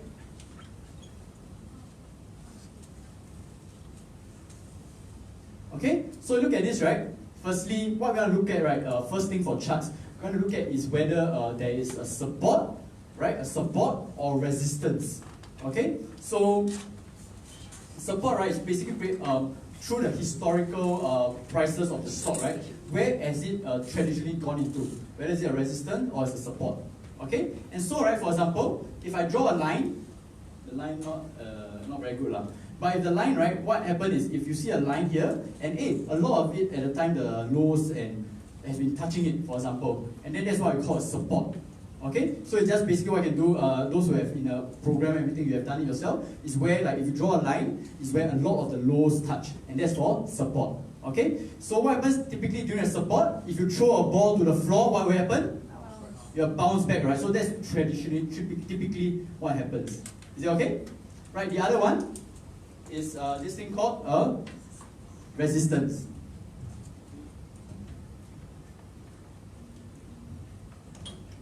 Right, so basically, it's the same thing. You do the chart for the highs. My drawing is not very good. Alright, so okay, so this is what we call resistance, right? So basically, when you throw a ball up to the ceiling, what happens? go down, right? You'll go down. So that's just traditional. Hey, when you draw the lines from let's say a 10-year chart, a 5-year chart, a 1-year chart, hey, what are the line, when you draw a line, what are the ones that the price levels keep touching the most? Okay? I'm not going to go so detailed into it, but I just want to let you know that right now, you can look at the support and resistance. That's the way to do it. The other one is this thing called your trend. Okay? Everybody repeat after me. The trend is my friend. The trend is your friend, right? And do you go against your friend? No, don't be a bad friend. Okay, so what happens firstly? So when we look like that, is this an up, down, or sideways trend? Uptrend, right, very easily. And how do we see, right, is there's always at least 2 sets of higher highs. Okay? There's at least two highs. So there's a higher high and there's a higher low. Okay? There's always a higher low. So that's just something to note. The uptrend, there's always a set of higher highs and a higher lows. Okay? Very simple. Okay?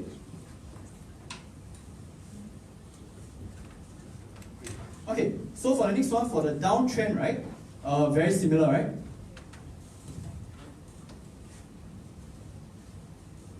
Okay. Anyway, so this is what we call a downtrend, right? So there must be a set of lower highs and lower lows. Okay, so typically you can see after a while you get used to it, but basically just remember for uptrend and side trend, uptrend and downtrend, just basically what are the set of high highs and high lows. If it's not so clear, right? So if it's like,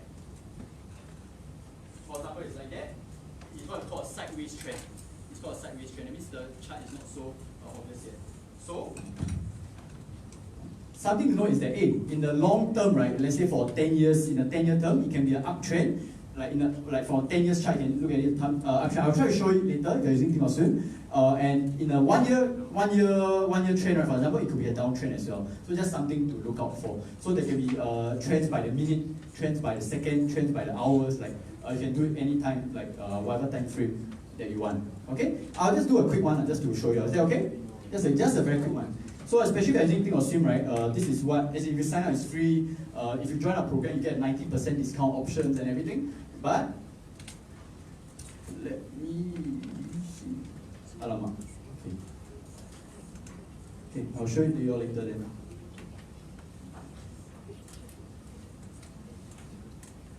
Okay, if that's the case, I'll show you all later.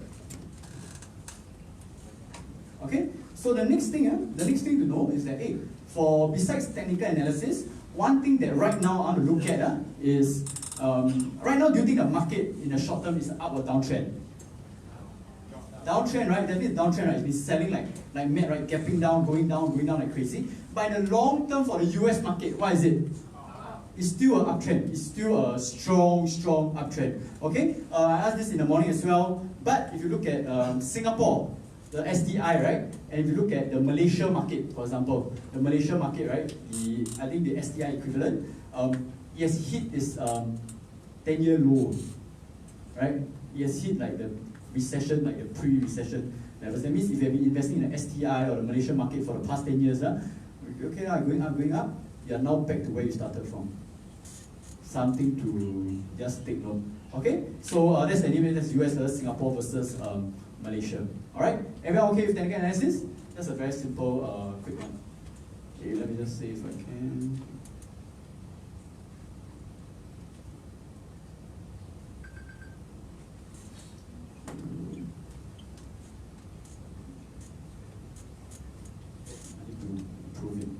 Okay. Fine soon. Anyone has not done technical analysis before? Have a show of hands? Never done before. That means you've never done a charting. You have no idea what I'm talking about. Like, this one you're like, what is it? Have a show of hands? Oh, actually, okay. Not but yeah. Just want to share. So if you use the Think or Swim platform, right? There's basically this called charts, right? And you can basically look by different levels, right? So this one, what do you think? Is it up or down trend? If you look at this period, it's definitely a downtrend, right? It's very obvious, like something you can see it. So there's always a 10-year weekly, and then you can look by the different times as well. Well, this is all down now, basically. Anyway, let's look at the.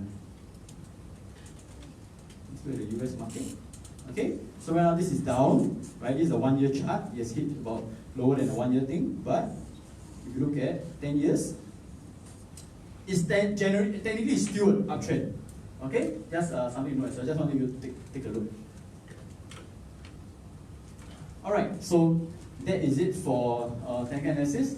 The next one. So you all can, for those, some of you are a bit more advanced, you might know about options, everything. There's this thing we want to look at, it's called volatility, right? Everybody say volatility. So the question is, right now in the market, do you think volatility is high or volatility is low? Very high, right? So the thing is, when option prices, we got option prices, do you think they are higher or lower when volatility is high for option prices? Much higher, right? Very, very, very high. So generally a rule of thumb what we have in terms of volatility is that when the volatility is high, we generally sell options, right? We generally sell the options. Okay? So something you can consider right now, I'm going to share with you the general theory. I'm going to talk more about application and what some of us are doing right now. But generally, when our volatility is high, the stock or the market, we generally sell options. And why? We want to pocket the premiums, right? Okay, so for those who are new to options, everything, when I sell options, generally, I sell it at about a 30-day date to expiry, right? 30 days, and why 30 days? Because on a 30-day mark, the loss of the value option is going to accelerate. The loss of the value. So if you sell, you want to sell high, right? If you have to close it or buy it, you want to buy high or low? You buy low, right? So about 30 days to expiry, 30 to 45 days is actually pretty good. Okay, so volatility is high, and next, if it's low, ultimately what I do? Buy options, right? Yeah, so the question, of course, I know a lot of you are asking me, hey, like, now buy put options, now the market, like that, buy options, how, sell low, okay. So, I'm just telling you on the ground what am I thinking, right? What is my personal opinion? You all don't have to follow it. Is that okay? Right, so take it for a second. If it makes sense to you, feel free to use it. So we talk about buying options, right? Right, when we talk about buying options, yes, it is very expensive now, right? Because the thing is, for example, right, when we talk about like insurance and whatever, when a car crash and you can't accident already, do you think insurance is expensive or cheap? Expensive, right?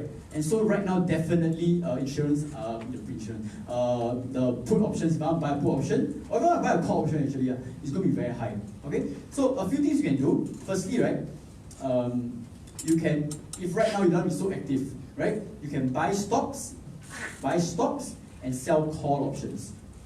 Okay? Buy stocks and sell call options. And what happens is, for example, if I buy Disney for $100, right, if I want to sell a put option, right, how much do I need?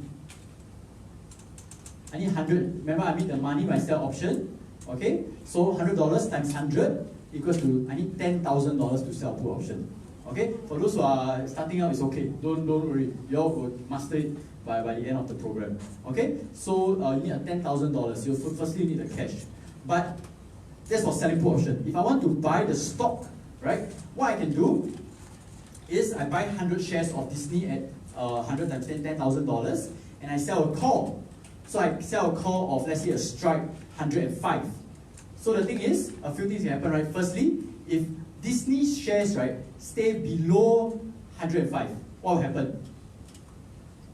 Nothing happen, right? Because firstly I collect the premium, right? But after that, I still get to hold the stock, right, at a good price that I like. But next, even if it goes up above 105, what happens? Right, I get exercise, I sell the stock, but do I still make a profit? I still make a profit, right? And right now, you can do that because volatility premiums are very high. It's at a very high right now. So the amount of I think if you want to sell a call for 1 or 2 shares, it can be about 5% to 8% of volatility right now. It's very, very, very high. So that's one thing. Some people, this one, I'm not sure it's right. You can check with him, but you can ask him later. So like I said, one example, you know Tesla company right now is about $500, $500, it was all the way up to $900 at one point of time. Right now, if you sell a 1 year put option, 1 year, right? You can even make money when you sell a put at $100, right? That means it has to go down 80%, a company like Tesla, right? And you can still make money, Okay, that's a quick example. Why I'm telling you is I just share you what the different opportunities, what the different options you have right now, right? The other one, RCL. So RCL is an interesting play.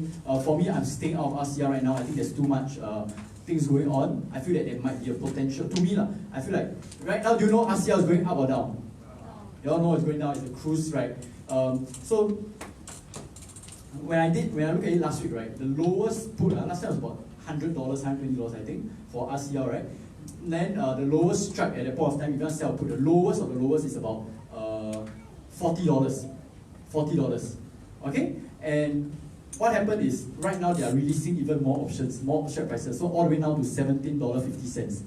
Right? All the way $17.50, which means you can sell a put at $17.50, right? And you should still collect like 5%, 10% of premium. It's very crazy. Right? It means eventually, even if you have to buy the stock, you're eventually buying the Royal Caribbean, one of the best cruisers coming in the whole world, right? At like $12, when it used to be as high as $100, $120. Right? So some people like it, some people want to sell put, they don't mind. They don't mind owning the put at $10. They don't mind owning the RCL. But on the other hand, some people are worried, right? Some people are worried that you'll still crash because there's so much capex, there's still some debt, they have to service everything. So some people still don't like it. So up to you. But really you have to do your own research for RCL. Okay? So yeah, sorry, I went the whole story mode. But one thing you all can do, right? Simply if you just want to chill and relax, is to buy 100 shares of the stock, right? And then sell a call option. Okay, so when it goes down, it's fine because in the long run you can hold it. But at the same time, hey, if I sell it, then okay I still make money either way. Okay, that's one. Reality, right now, what I'm doing is I'm buying a lot of put options, right? Why? It's because, like I shared earlier, that I still feel the market has a lot of room to go down. And what I did last week, right, is I focused a lot of markets. So I told you about UK, Spain, Portugal, Germany, Korea, Japan, right? A lot of bearish. I'm very bearish in the market, but the challenge is, right, one thing I also just heard from like Resh also, like countries, you'll never go down to that much, right? You'll never go down to zero. What is a country? Go down to zero, something very wrong already, right? So that's the thing is, they can go down further, but how low can they go? Right? Countries will always be there to protect. IMF, World Bank will always be there to support and help out the country. So they never go zero. So one thing I'm looking at right now is I'm looking at specific companies that to buy puts at. Right? So the thing is, when we buy stocks, do we want a good company or a bad company? Good company, right? Good financials. In the morning, you learn about cash flow, profits, debt to equity, everything. So what I do right now, I buy put options. I buy companies that are having bad financials, right? Bad financials, high debt to equity. You can write down very high debt to equity, and operating cash flow is negative, EPS is negative, and ROE is like return on equity is very low, right? But it's negative already. If your EPS is negative, your ROE is negative already. So that's one. I also look for companies, right, that have very high valuations, right? A general rule of thumb of valuation, do you know what is it called? The P ratio, right? P ratio. So you all can check out P ratio just by Googling the company, and you all will find it anywhere, P ratio. Right, so generally, right, what I realized is that, hey, for P ratio companies, like Facebook, a company like Facebook, do you think there's still high growth potential? It's still pretty high for me, for Facebook. So right now the P ratio is about 26, right? And I feel that it's okay, 26 to 30 for me, Facebook, I'm quite comfortable with, right? About 26 to 30, I'm comfortable with. But if a company like a company that requires there's a lot of high debt to equity, not doing well in terms of cash flow, everything, and their P ratio is like 60, 70, 90, right? And their mode is not good, they're qualitative, I don't like it. I want to look at these companies to buy put options on, right? Because these are companies that when the market goes down, right, these are the ones that straight away will spread down, like it will go down. Okay, so one of the companies we looked at in this morning, for those that came in the morning, one of the companies we looked at, the ones that we can consider. Do you remember which company? The one in the morning? The resort company, what was it? Win. You all can consider. Okay, you all can consider. Financials, you can look at it yourself to see whether you like it or not. Okay, for Win. It's too bad you all cannot buy put high flux. But that's what I do. On the other hand, right, for good companies, when the market starts going up, right, what kind of companies go up the fastest? Company is strong financials, right? So that's just something to watch out for at the moment, okay? Maybe not now, that's my personal take. You all can always buy and just sleep and hopefully meditate for the next 6 months or 1 year, right? That's fine. But right now, if you'll be a bit more active, I will still be a bit more bearish on the market. All right? Any questions? Any questions about this?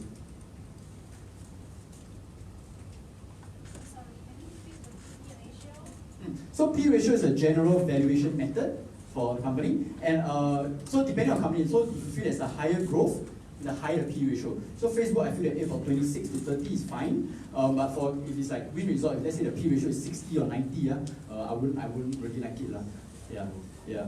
It's a general rule of thumb, obviously, but if you come for like our valuation class and everything, we'll go more deep into the whole valuation and stocks and everything. Yep.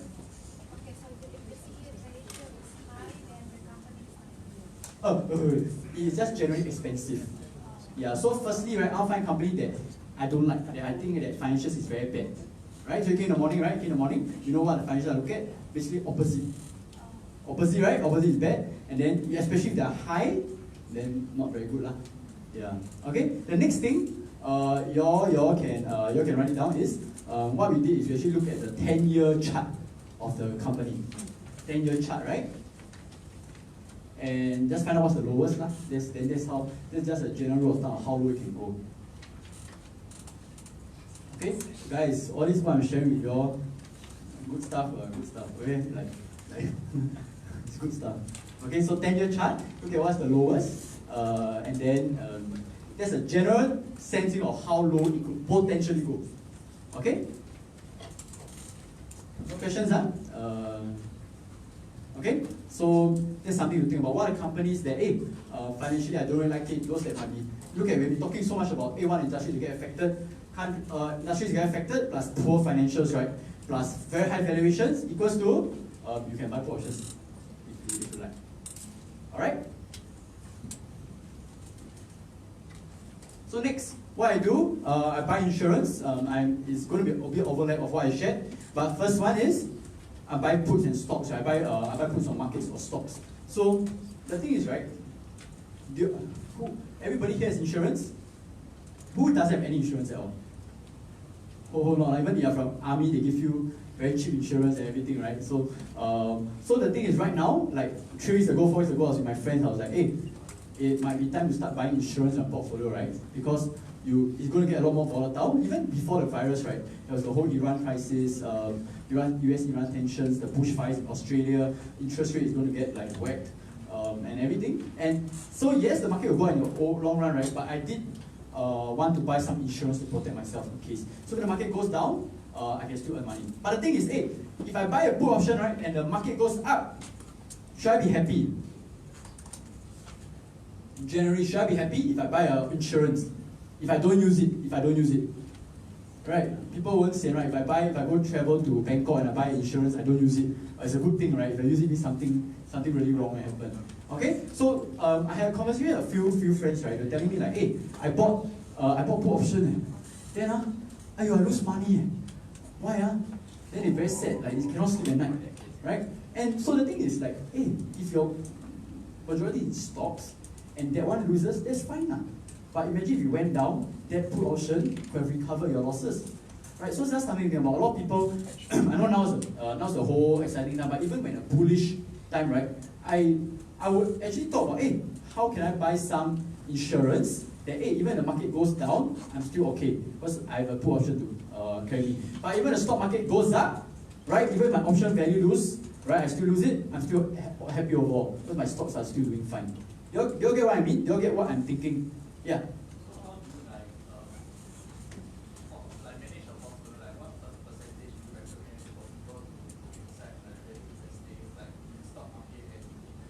Oh, very good question. I'm going to share about later actually. Portfolio management, that's my third thing. Good question. I'll share about it later. Alright, so that's about buy puts. Any questions for this?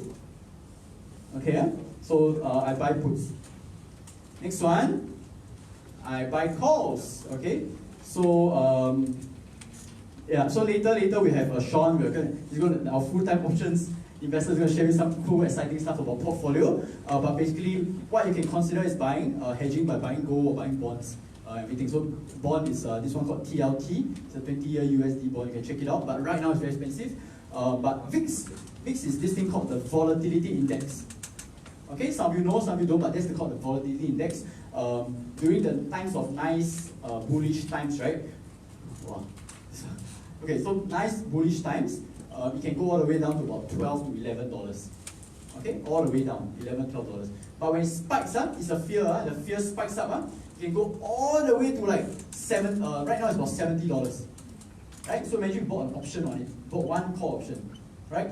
1270, difference is about 58, right? 58 times 100, $5,800. Right? For example, I'm not saying but right now you can consider buying puts on it. Because now volatility is very high. Volatility is very high. You all get it? But ultimately, what will volatility be? You start going down. When the market goes better, you start going down. Okay? One thing you can write, right? You might not experience this in the next year or so, I feel. When the all-time low for VIX, right, is about $11 to $12. So one strategy that one of the best options guy I know, he's an NTU grad, everything in a few years, he actually got a full-time income already, he quit, retired.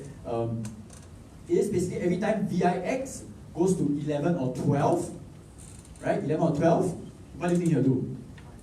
Buy call, you're whack and buy call. Because ultimately, no matter what, the volatility will always go up, always go up, okay? And that's for VIX. Right, so right now it's about 60, 70. You can consider buying puts, but if you feel volatility go down, but write it somewhere. Maybe 1 year later you will understand and appreciate it. When VIX ever goes down to 11 or 12, buy call. And that's what this guy. He just buy whack call when it goes down. Okay. Who here a bit saying already? Saying? Yeah, your question. Right? Not saying right. Don't say. You can so this one you can buy at the money. I don't think so much. I buy at the money. Yeah. So for me, date to expiration for buying, so when I buy calls on stocks, obviously it's like 1 year, 2 years, right? For VIX, I'll buy about 60 to 90 days for me. 60 to 90 days, about that. Yeah. For me. Yeah. Because it's more of a like if the market goes down, then that will still help me. Yo. For VIX, right, if you were to buy put, right, like let's say it's at 60 bucks now, how far do you go? So this one is up to you, because if you buy a 60 put now, wow, very expensive, freaking expensive. So what you can do, you can buy if you want a bit cheaper, you can buy a 20, 30 put lah. Yeah. Because 20, 30 put, right, if you buy a 3 months, right, it's only on the last day, if it doesn't go below 20 or 30, then you lose money, right? Only if it goes 20 or 30. But right now, also volatile, even if you buy a 20 put, if the VIX just goes down a bit, you already start earning already because of the volatility and everything. Yeah. So only you wait until the last day, then you have to go below 20. So it just means a bit more active. A bit more active. Okay? Alright? Yo! Yes, you have to close it. So you want so if you are buying it, you have to close it. Yeah. So when buying VIX, right, and it spikes up, you have to close it. Don't wait, I hope it go higher. Like generally, if it spikes up, just take profit already. Once it spikes, it go from 12 all the way to 30 very fast or 40. Yo. What's the difference between VIX and VX? Okay, maybe I should have put VSA. So VSA is just a leveraged version of VIX, of VIX. Yeah, just a leveraged version. If you don't like it, just do VIX. VIX should be fine. Okay? Alright, so is it good stuff? Good stuff, huh? Okay? And like I said again, if you are a bit sad, overwhelmed, don't worry. Okay, all this is A, you want to be a bit more active, and then it's good. Alright, so next one. Portfolio management. Just now Brian asked a very good question, how do you manage your portfolio? Those are very important questions. This itself, right, when I meet people, like portfolio management is always a big issue. Like they know the strategy, but when you know about portfolio management, it's still very risky for them. Okay, so for that, right, I have someone, Sean, our full-time options investor. He'll share a quick segment on it, and he'll share his experience on how he earned a pretty huge return in the market. Okay, so can you just put your hands together for Sean? Can you show me if I speak at this volume? Is it okay? Just have that, keep thumbs up. Okay, so just to share a bit of myself, my name is Sean, and I started full-time options trading and investing a while back, like like just around 3 months back, and so this is what I'm doing full time currently. So before that, I want to share that actually this is my first time sharing, so if it's not too good, just give chance. Okay, so before that, right, when I was listening to Mark and some of the other investors share, right, one of the things that really struck me, right, was this metaphor that came out in my mind. And so I'd like to ask, how many of you all have watched Yewen before? Yewen show hands. The movie. Yewen. Amen. Yeah. Thank you. For those of you all that watched before, right, whenever Ip Man fights, right, he always say this forward phrase. Yes, we have 我要打10个. That he says, right, it's also what he says, like, 一攻一打. And for those that don't speak Chinese, what that means is that for every one move that you attack, you also have one move that defends. And so how this relates to investing in the markets is that whenever you make an aggressive move, and as you try and get profits from the market, right, you also want to consider what happens if the market moves against your thesis. So for everything that you do, whenever you try and make profits, you want to be able to protect your downside as well. And how you achieve a very strong defensive element in your portfolio is through portfolio management. And so for portfolio management, many of us are familiar with the idea of diversification. How many of you have heard that before? Never show hands. Okay. Thank you. Now when it comes to diversification, right, I believe that diversification is really one of the ways that investors show the difference between those that are starting off and those that are a bit more advanced. And so the model that I use for diversification is what I call the 3D method. How many Ds? 3. Okay, so Mark, can I use this thing? Yeah, sure. Okay. Open or not? Sure.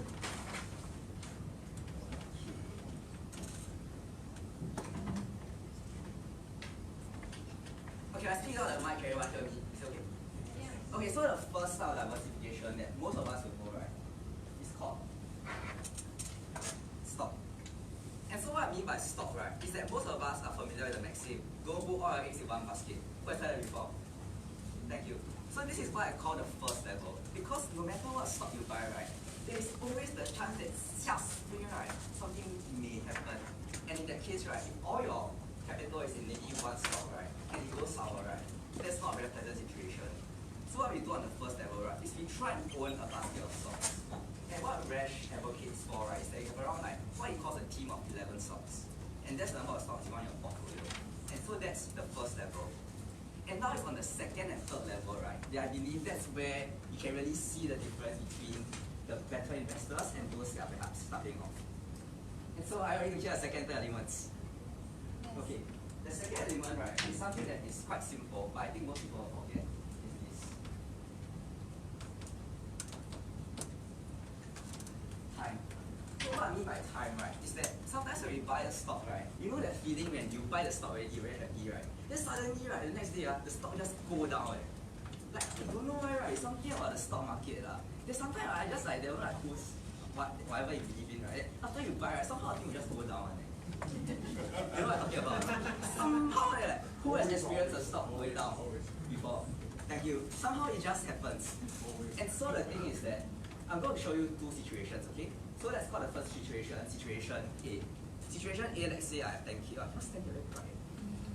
Okay, so let's say I have 10,000, right? If I have 10,000, I see a stock that I like. I put that 10,000 in all at one go.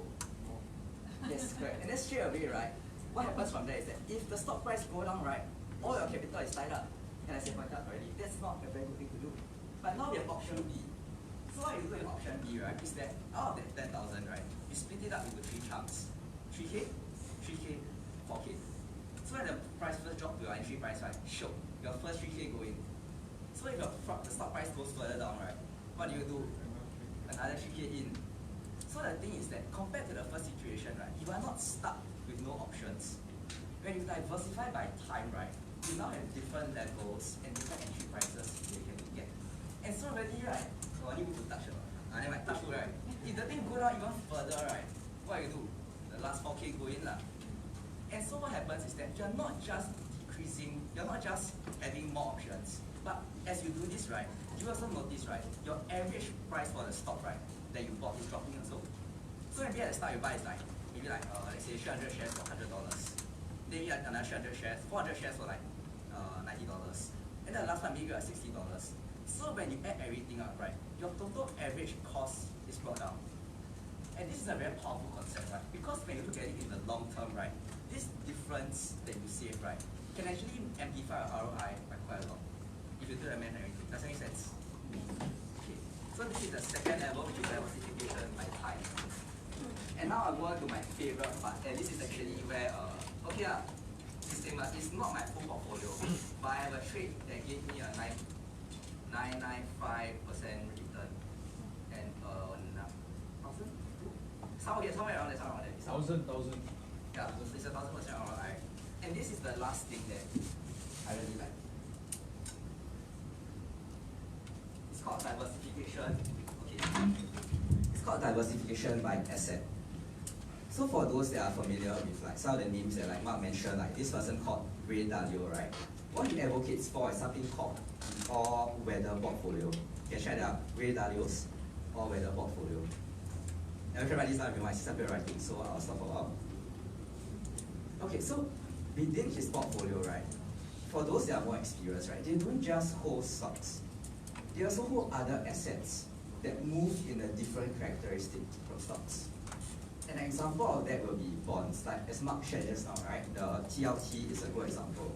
So in general, right, when stocks move up, TLT will move down. And when TLT, and now in the current market, when the stocks goes down, do you think TLT is up or down? Up. And those of you who are familiar with charts, right? You look at the TLT charts, right? The thing just grew up when the stock market went down. And that was how I got a return on one of my call options. I bought calls on TLT and I took off two of them. They gave a return of around like, say, 1,000%. So that was one of the good moves, and that really helped me to save my overall portfolio, even when the market was just crashing.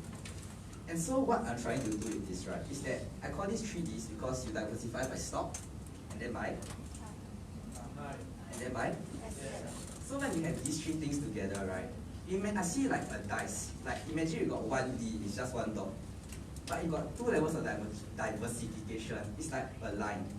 For those that are familiar with like physics, you got a 1D, 2D, 3D, right? In terms of the base level. Okay, never mind, like physics, it's okay. But imagine that now you have three different levels of diversification to protect your portfolio, right? That is how I believe, right? You can really still sleep soundly at night and have this general like peace because you know that your stock is really well managed. That no matter what happens, right, there is something available to protect our portfolio. And to me, right, this is really, once you have this in place, right, all the strategies that Mark shared just now, be it the covered calls, then you buy stock and sell call, or when you just buy everything, when you have this in place, right, you are able to really protect your portfolio and you can make the best use of whatever Mark just shared. And with that, my final takeaway is just remember the 3 Ds to diversification, which is? Thank you. Back to you. Hey, thanks, Sean. Alright, so regarding the Ray Dalio, right, it's one of the most powerful portfolio management strategies. But what happens is like, hey, this is a bit, what's this, like bonds, everything, because it's a bit more deeper, like where we went through. So if you do need some sort of portfolio review session, myself, I do give out like this point of time because of the whole crisis in the market. I do provide it, like if people do need it. Okay, so just a quick one. But I will share some parts of myself and portfolio management. And so right now, right, is for myself, I have a difference in between stocks and options. So I have one account for options, one account for stocks. And why, right, is so that, hey, my stocks in the time they still go up in the long run. But options, my account is for me to be a bit more active to get me my cash flow. All right. But one thing I realized, right, hey, like options might feel the most interesting, might feel the most sexy, right? But over the long run, if you choose good stocks that will grow over the next years, it's still a very high probability that in the long run the stocks will still do better than options, right? So that's just my experience. Right now it's a whole different kind of environment, but what I will do is I will still have a part of it on options and a part of it on stocks. Okay, so then you can really like psychologically, it becomes a lot easier to manage your emotions. Like that. Okay, that's just one of my biggest things that I use that Resh also recommended that I use that really has helped me, especially during this period. Okay? So next, I have this thing called the cash to invest ratio. And so I think most of you know that you shouldn't put all your eggs in one basket, right? So always have cash. And one thing that always prevents people from taking advantage and opportunity is having not enough cash. So always make sure you have cash right now. Now it's still not that cheap. Honestly, right now, it's still not the cheapest time to buy the stocks. Right, okay? Yeah, so this is just something to note based on P ratio, and take a quick photo if you want. Like right now, I think P ratio is still about 20 lah, if I'm not. I think the Sheila's P ratio is about 20, so you can still sort out some cash at the moment. Okay? What you can look at is at Morningstar, but you can easily find it at Morningstar as well on the valuation tab of any company, and then there's one called S&P 500. Alright, so with that, right, the speaking sharing is over, and now we're going to have a Q&A session. Okay, myself, Rash. Then what you have to do, you can prepare for any questions. Okay, so take a quick 5-minute break and get started and start preparing questions, because I think this is going to be a very valuable time. And I shared why Rash is here today instead of somewhere else. We're going to make use of it. Okay, so take 5 minutes. Alright, ready and go.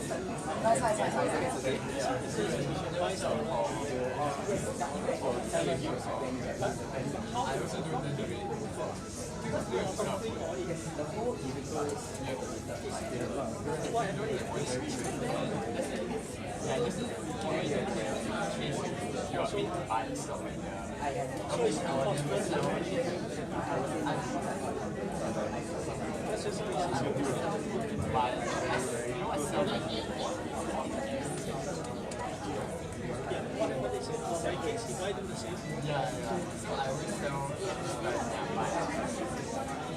that's why this time if I didn't sell with our losses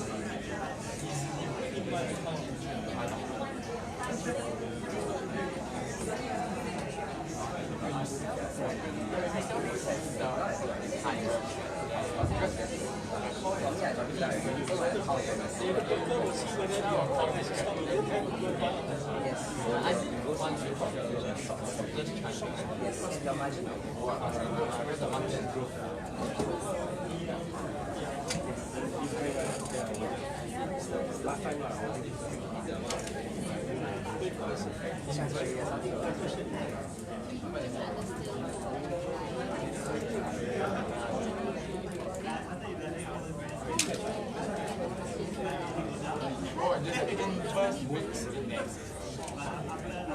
I don't understand. It's fixed, right? Why is that fair? It's just something to forget about.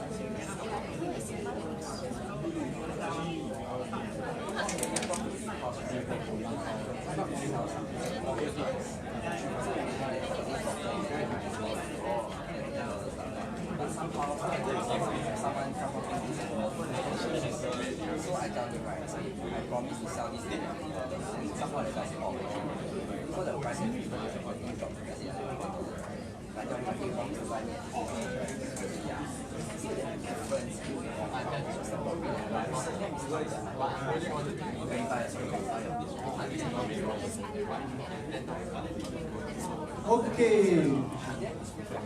Okay, so everybody, can I just have you all to stand up right now? Okay, don't worry, Sean is around later as well, he'll be around definitely. So you all want to stand up, stand up?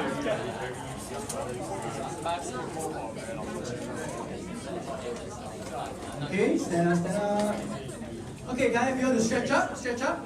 Stretch up, stretch, okay, go down, stretch down. Please careful your back, okay, careful, okay. Stretch to the side, stretch to your left, to your left, to your left. To your left, to your left, here, to your left, mirror, okay? Stretch to your right, stretch to your right. Stretch. Okay, shoulder roll forward. Shoulder forward, don't worry, I'm not going to run. It's okay, shoulder roll back. Oh, okay, so take a seat, alright? Take a seat. So we are at our final segment. Like I said, because of some things happening, whole travel ban, and that's why our special guest has decided to come and attend. He didn't have to. He really didn't have to. But he's very excited about it right now, if you all have been following him. Okay. So without further ado, can we invite Resh to come and stay for the Q&A session, right? Okay. So take a seat. Yeah. So you want to do an intro first, or you want? Hi guys, my name is Resh. Show of hands, how many of you all have seen me before? Oh, everybody okay, great. Really good. Okay, so we're just going to open up the floor. If you all have any questions, please share. Yeah, any questions? Again, guys, intelligent questions, you'll get intelligent answers. At this point of time, is it still good timing to do buying insurance on the VIX? Because now it's it was to 70 and then now dropped to 57. Okay. So should we buy up or buy down?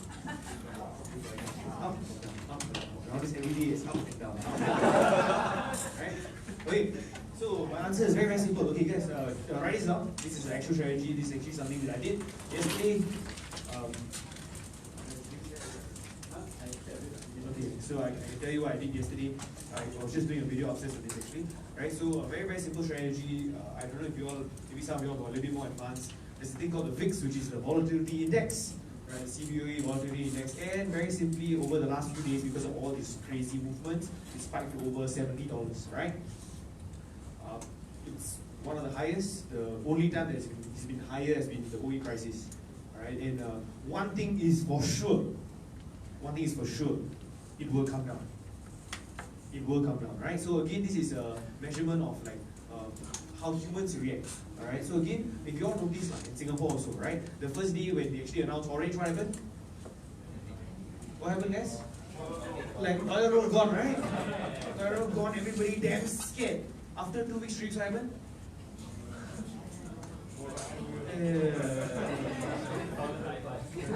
Australian toilet paper everywhere. True or not? Yes or no, guys? They all notice that? Alright, so even though the international situation is getting a lot worse and stuff like that, people should be actually more worried. But after a while, we kind of get numb and then it kind of comes out. Correct or not? So that's exactly how the market is as well. Right? Exactly how it is, right? Whenever all these bad news comes, the fear spikes. After a while, it will come back down. It's just human psychology. Alright, so again, it's at the high, and very, very simply, you can take advantage because the mean is around $20 or so. Right? The mean is around $20 or so. So again, the VIX will actually come back down to $20, and there's a lot of profit to be made from there as well. Alright, so you can actually look to buy out of the money puts. The best time to actually go and buy Philip is when the spike happens. Again, a little bit hard to time, but whenever you see a spike like up to about $70 or so, if you actually happen to buy out the money puts for that, it can make you very, very good profits. Alright, so typically date to expiry 90 to 120 days. 90 to 120 days. I did the one for July, about 20 puts, about many, many contracts. I just said 20 strike. Yep. $1. Okay, right?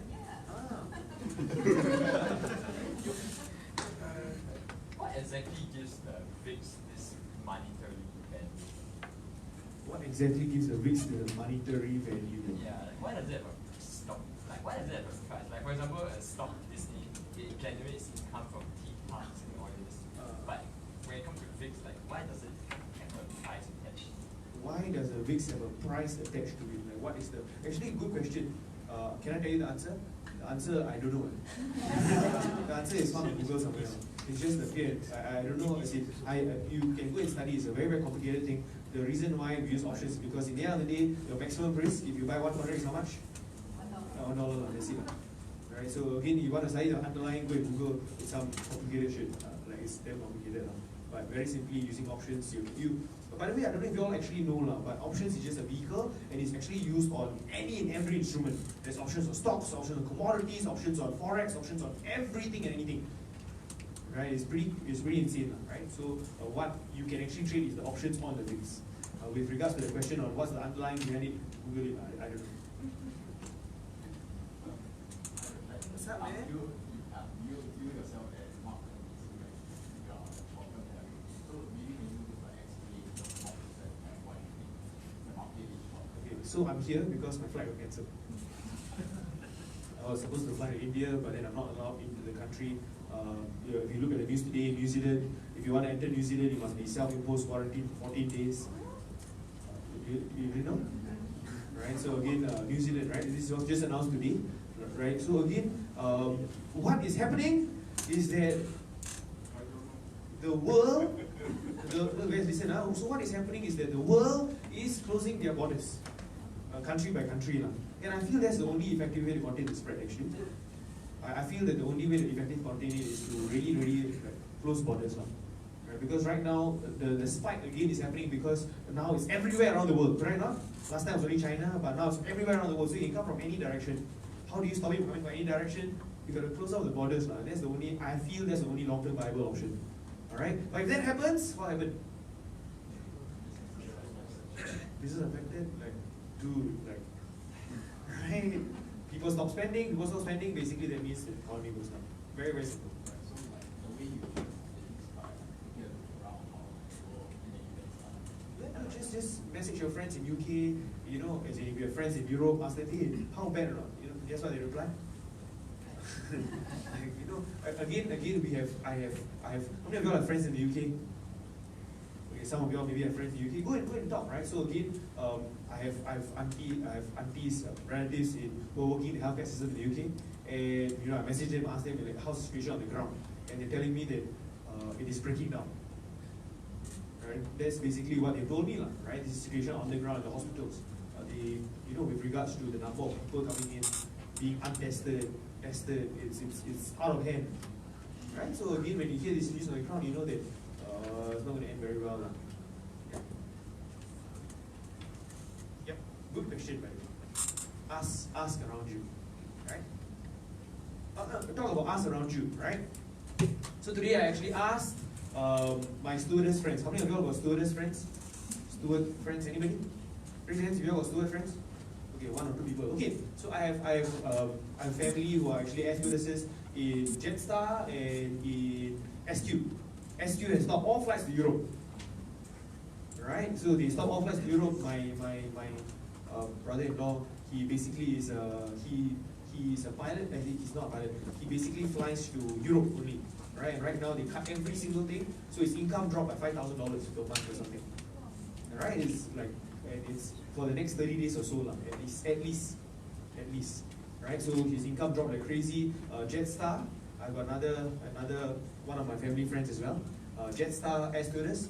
Jetstar basically asked them to volunteer for no pay. Asked them to volunteer for no pay. So that's the situation. So dude, how?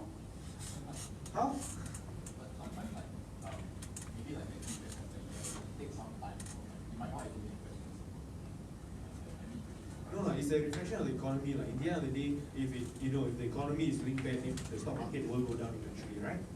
So you can pump money in the problem, but will it actually solve the disease? It's another question altogether. Yes, more questions. Please ask. Anybody? Nobody asked about just now Mark was talking about the VIX, about he has a friend who purchases a call whenever the VIX is like $10 to $12. Friend is information, whatever you're sharing is. So approximately how long would you, like let's say the market is 90 days to 120. Oh, even when the market is doing very well. Yes, strategy is 90 to 120. Why you don't buy like 1 year? Again, it's not so expensive, it's cheaper. And typically every 3 months or so, the spike happens and just rotating from it. Yeah, so I typically close if it's down, then I close 50% loss. So I won't wait at the expiry. Yes. For VIX, when you happen at 13, how much do you buy upwards? How much will I buy upwards? What do I mean how much will I buy upwards? It never dropped. No, I buy at 12 calls. Yeah. I buy at the money calls, yeah. That means if the VIX is going to price downward, it's also buy at the price. Yeah, you can, at the top right now it will be quite expensive, per contract will be like $24 only. Right? So I buy out the money. Yes, sir. I got a question. So I'm going to short the market now, so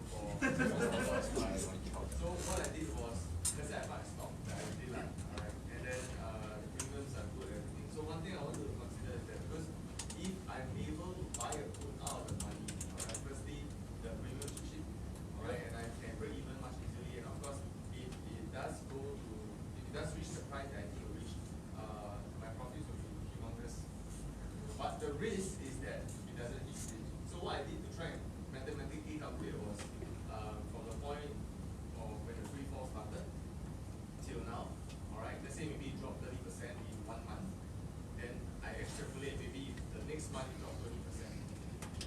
That kind of logic, but then I don't know how risky is that. Dude, very, very simple analogy. For me, very, very simple, right? Like again, if I purchase the call option, put option, or whatever it is, if it's down 50%, I just cut loss, right? That's it. Right? If it's up in profit, do I take profit? Do I not take profit? I just simply put a stop order. Simple. So just go ahead. Right, that's it. Right? Again, simple works, don't need to be too complicated. Right? Yes.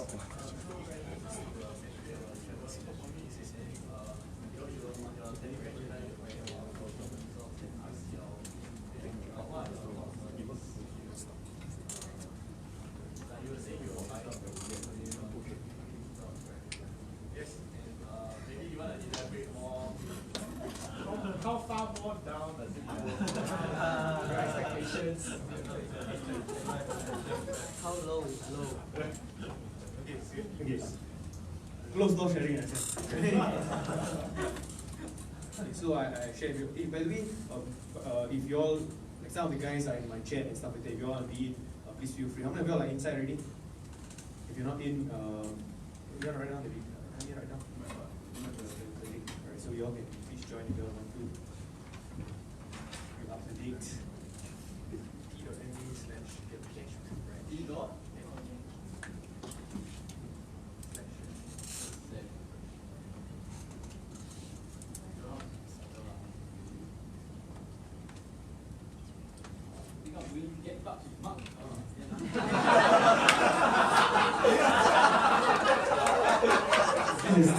This is called modeling, right? Whatever right this model, seriously guys, you know, power of proximity, right? Power of proximity. Huh? Gotta hang around the right people. Very, very important. High five. Sorry. Yeah. So okay, question. Very, very simple. I give you two answers. Alright. So price now, if you all want to find. Okay. So one thing I actually do is this, right? One thing I actually do. Again, this is don't quote me on this, but very, very simply, one thing I very, very simply can do is I can on Think or Swim, you can actually pull out the charts for 15 years. You can actually pull out the charts to take reference from 08 times. Wind resorts in 08 dropped to $7. Right? During a proper recession, if it's actual recession, like for real, right? It actually did drop to about $7, right? Las Vegas Sands dropped to $1. Right? If it's anything close to that, then okay. With regards to if it's a proper market crash, okay. So that's one thing. With regards to why I chose wind, if you look at the next support level, it's around $30 or so. Right, it's around $30 or so. So again, if it does drop, it needs to find support. If it does drop some more, then you find support about $30. Right, and yeah. And very, very simple. The reason why I chose wind was exactly what Ian mentioned as well, with regards to luxury, right? It is luxury plus travel, right? The two most heavily hit. So it is luxury plus travel. So that's something you can actually look at. Hey, by the way, I just want to share something again. This is super important, right? I want to share about something. Right now, you will hear so many different things, so many different opportunities, for example, right? You'll be like, wow, almost too much information and stuff like that, especially if you're plugged into the whole investment community. I want to share about something. At the end of the day, what will really get you rich is sticking to a few good ones. Right? You don't need to be like, hey, little bit here, little bit. You know, in the end, your profit is a little bit. Right? So again, if you have a conviction play, for example, then be invested. Right? So again, that's how I do it. Right? I spread my ideas across maybe 5 ideas, 6 ideas, for example. Even with my portfolio size, I do it across 5, 6 ideas, and that's about it. Right? I don't listen too much. Right? Everybody says 1,001 things. I don't need lah. It's not. Here's so many ideas. Just today, go home and pick 3. Right? Pick 3. Right? If you listen to any of my interviews I do with people, I always ask them, if you can only choose 3, what will you choose? Right? It's a very, very important question, which I ask myself constantly because I want to focus. You know what I'm saying? Right? And that focus is what will get you really, really huge money. That's from my experience as well. Right? So with regards to wind results, right? With regards to Royal Caribbean, 2 very, very simple reasons why, right? So again, took a short position, making a lot of money, my record profit so far. 2 reasons why. Number 1, it is this.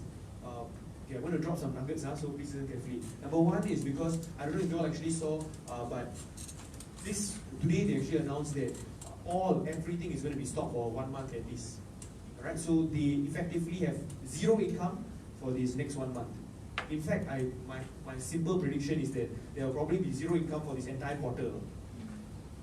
Right, unless they innovate their business or whatever, right? So when the next earnings comes out, well, it's going to be quite exciting, right? By the way, earnings season coming out, I think starting April already, right? Starting April, there will be earnings season coming out. So it'll be very, very, very interesting to read about how they're dealing with it, what's happening and stuff like that, right? So that's one thing, right? The income is seriously being affected because they have no income, right? That's number 1. Number 2 is this. So listen to this carefully, You know, just to share with you all, sometimes when you look at option chain, right? This is from my experience. I've seen it like 1,001 times already. Like sometimes when you look at option chain and you actually see, your sell puts. Again, if you all have been trading, you all know what I'm talking about. If you look at the sell puts, you look at further strike. Wow, so much premium kind of thing, right? Whenever you see that, don't get excited. It's usually a trap. Right? So interestingly, if you go and look at RCL, if you go to RCL, like next week 17.5 strike, right? Currently now it's about $30-something or whatever, right? But the furthest away strike at $17, which is expiring next Friday, right? The premium is like $1.80 or something, which is like, I don't know, 9% returns for 1 week. It is too good, which means that you will drop. This is, I tell you, I've seen it so many freaking times. I can tell from experience now. Right? The one thing I have, I guess, is I've been doing this for like 9 years now. So whenever I've seen that, it's always the case. Right? So yeah, it's too good to be true, probably is. Right? So that's number 2 now. Right? That's number 2. But however, let me just share something. After this entire turmoil is over, in terms of the brand itself, the brand equity is crazy strong. Right? Which means to say that once this is said and done, then the revival will be quite fast, right? Quite quick. Hey, just to share with you some stuff. If you remember, back in 9/11, you all remember 9/11? What happened 9/11? What happened 9/11, guys? Right, so the whole crash, Twin Towers and Twin Towers. Right?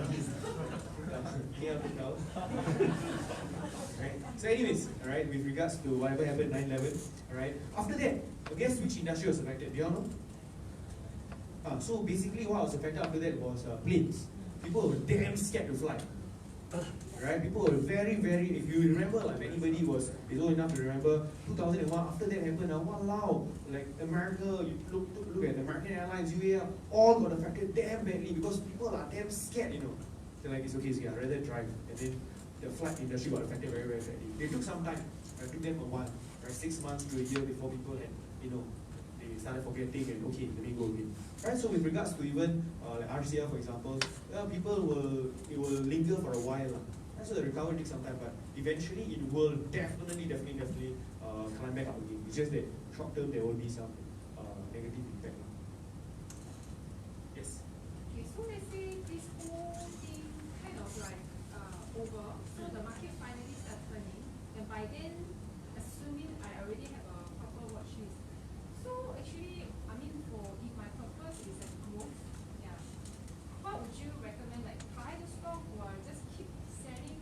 How do I enter? I mean, what's the best way to maximize the return? What's the best way to maximize your returns? Okay, good question. All right, so let me tell you from my experience. Very important. You should accumulate. I can promise you this one thing. Sometime in the future, maybe one day from one year from today, some of you will confirm tell me, wow, I still remember on the 12th of March, I was going to buy Facebook 150, but I didn't. Confirm one. Some of you will say the same. Confirm will say one. I'm very sure. Right? Some people will say, wow, I had the chance to go and buy this thing at $85, but I didn't. I'm very sure. Right? So again, if you see like some great business in the portfolio at good prices, you can never predict the bottom. But when it's available at a good discount already, slowly start accumulating the shares. Alright, why? Because your shares don't have time decay, right? You can hold them infinitely, you can make infinite ROI over the long run. Right? So that's number one. Number two is of course, to slowly start entering and laddering with your call options as well. Right? So to actually take advantage of that over the long term. That will be the two main ones to actually do. Okay, but in the end of the day, make sure your portfolio size accordingly. Very important. Yeah. Yes.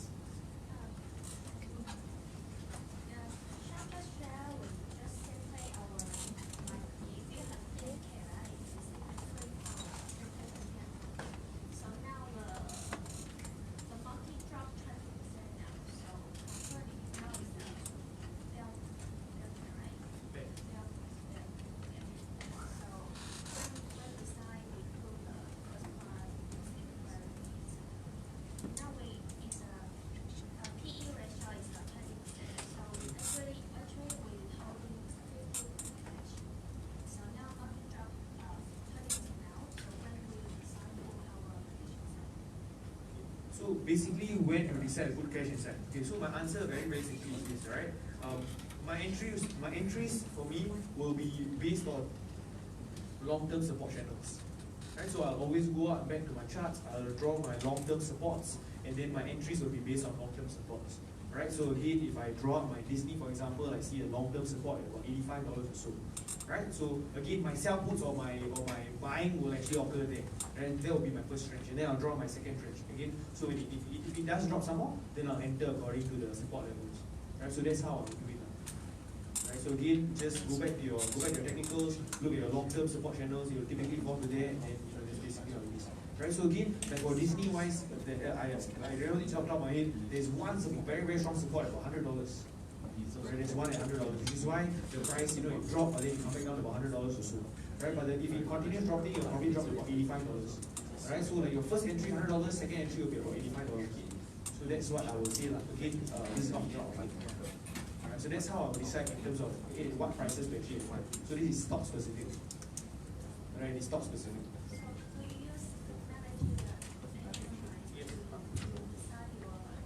Yes, correct. Yeah, of course. Again, you can see that let's say for example, I did an interview recently, and here's the thing, right? Like when I look at a person, I can tell whether he's old or young. You know what I'm saying? Yeah, I don't mean to offend anybody, but look at his face. Right? He's probably a young guy, correct? Not? You can tell he's young, right? You can make a rough gauge. Can you guess exactly how old he is? I don't know. Probably in the 20s, correct? Not? Yeah. So again, I can roughly guess, right? So again, when you look at a stock, for example, you cannot tell exactly what's the exact price, for example, but you can tell roughly if it's cheap or very, very expensive. You see what I'm saying? Right? So it's the same analogy. So again, when you look at a particular company, you already know, wow, it's quite cheap, right? I look at the P ratio, I look at PG, whatever market section cover, it's very, very cheap. Okay, I'm going to buy. Right? I might be slightly off, but it's okay, right? If I'm buying it at a good, reasonable price, I'm fine. Yeah.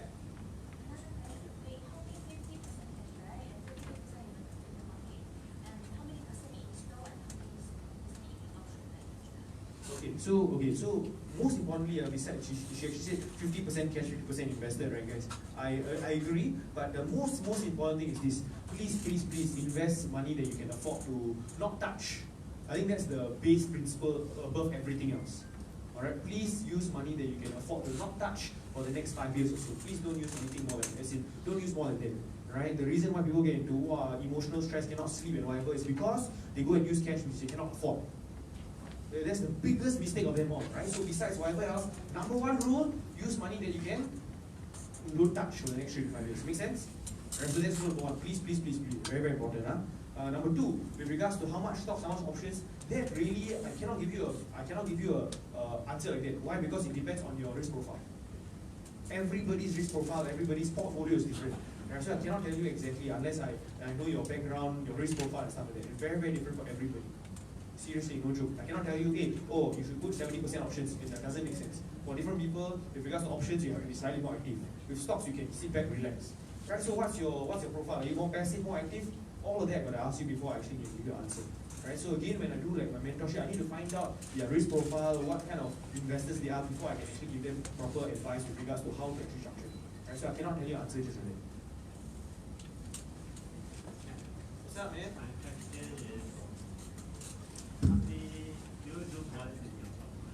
ERP? Yeah, so his question was this, right? You guys, if you all didn't listen, his question was, do I utilize bonds in my portfolio?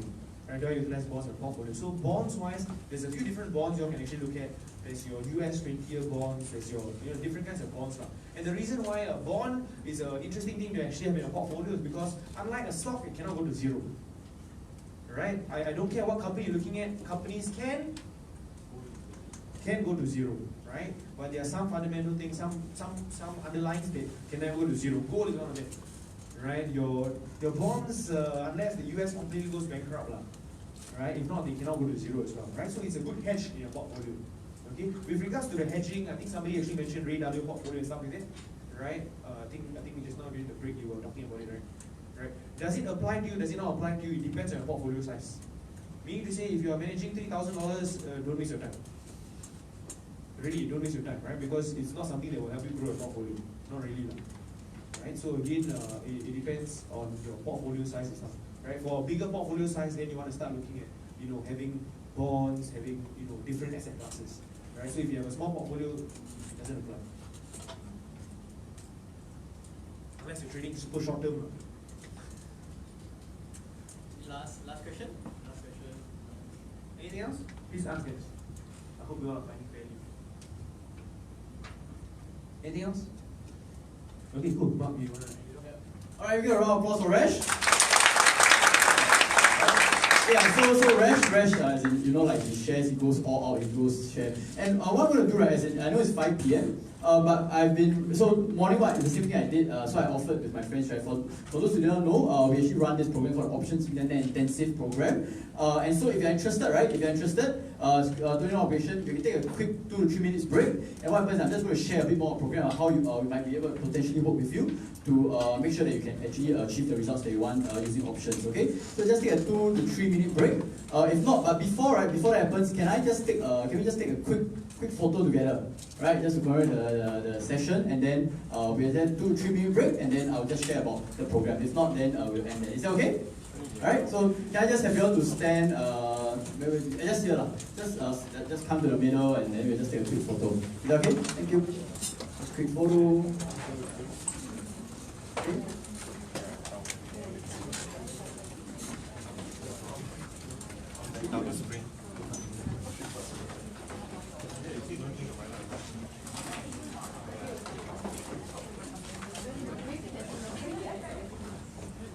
Hey, wow, so on. Yeah.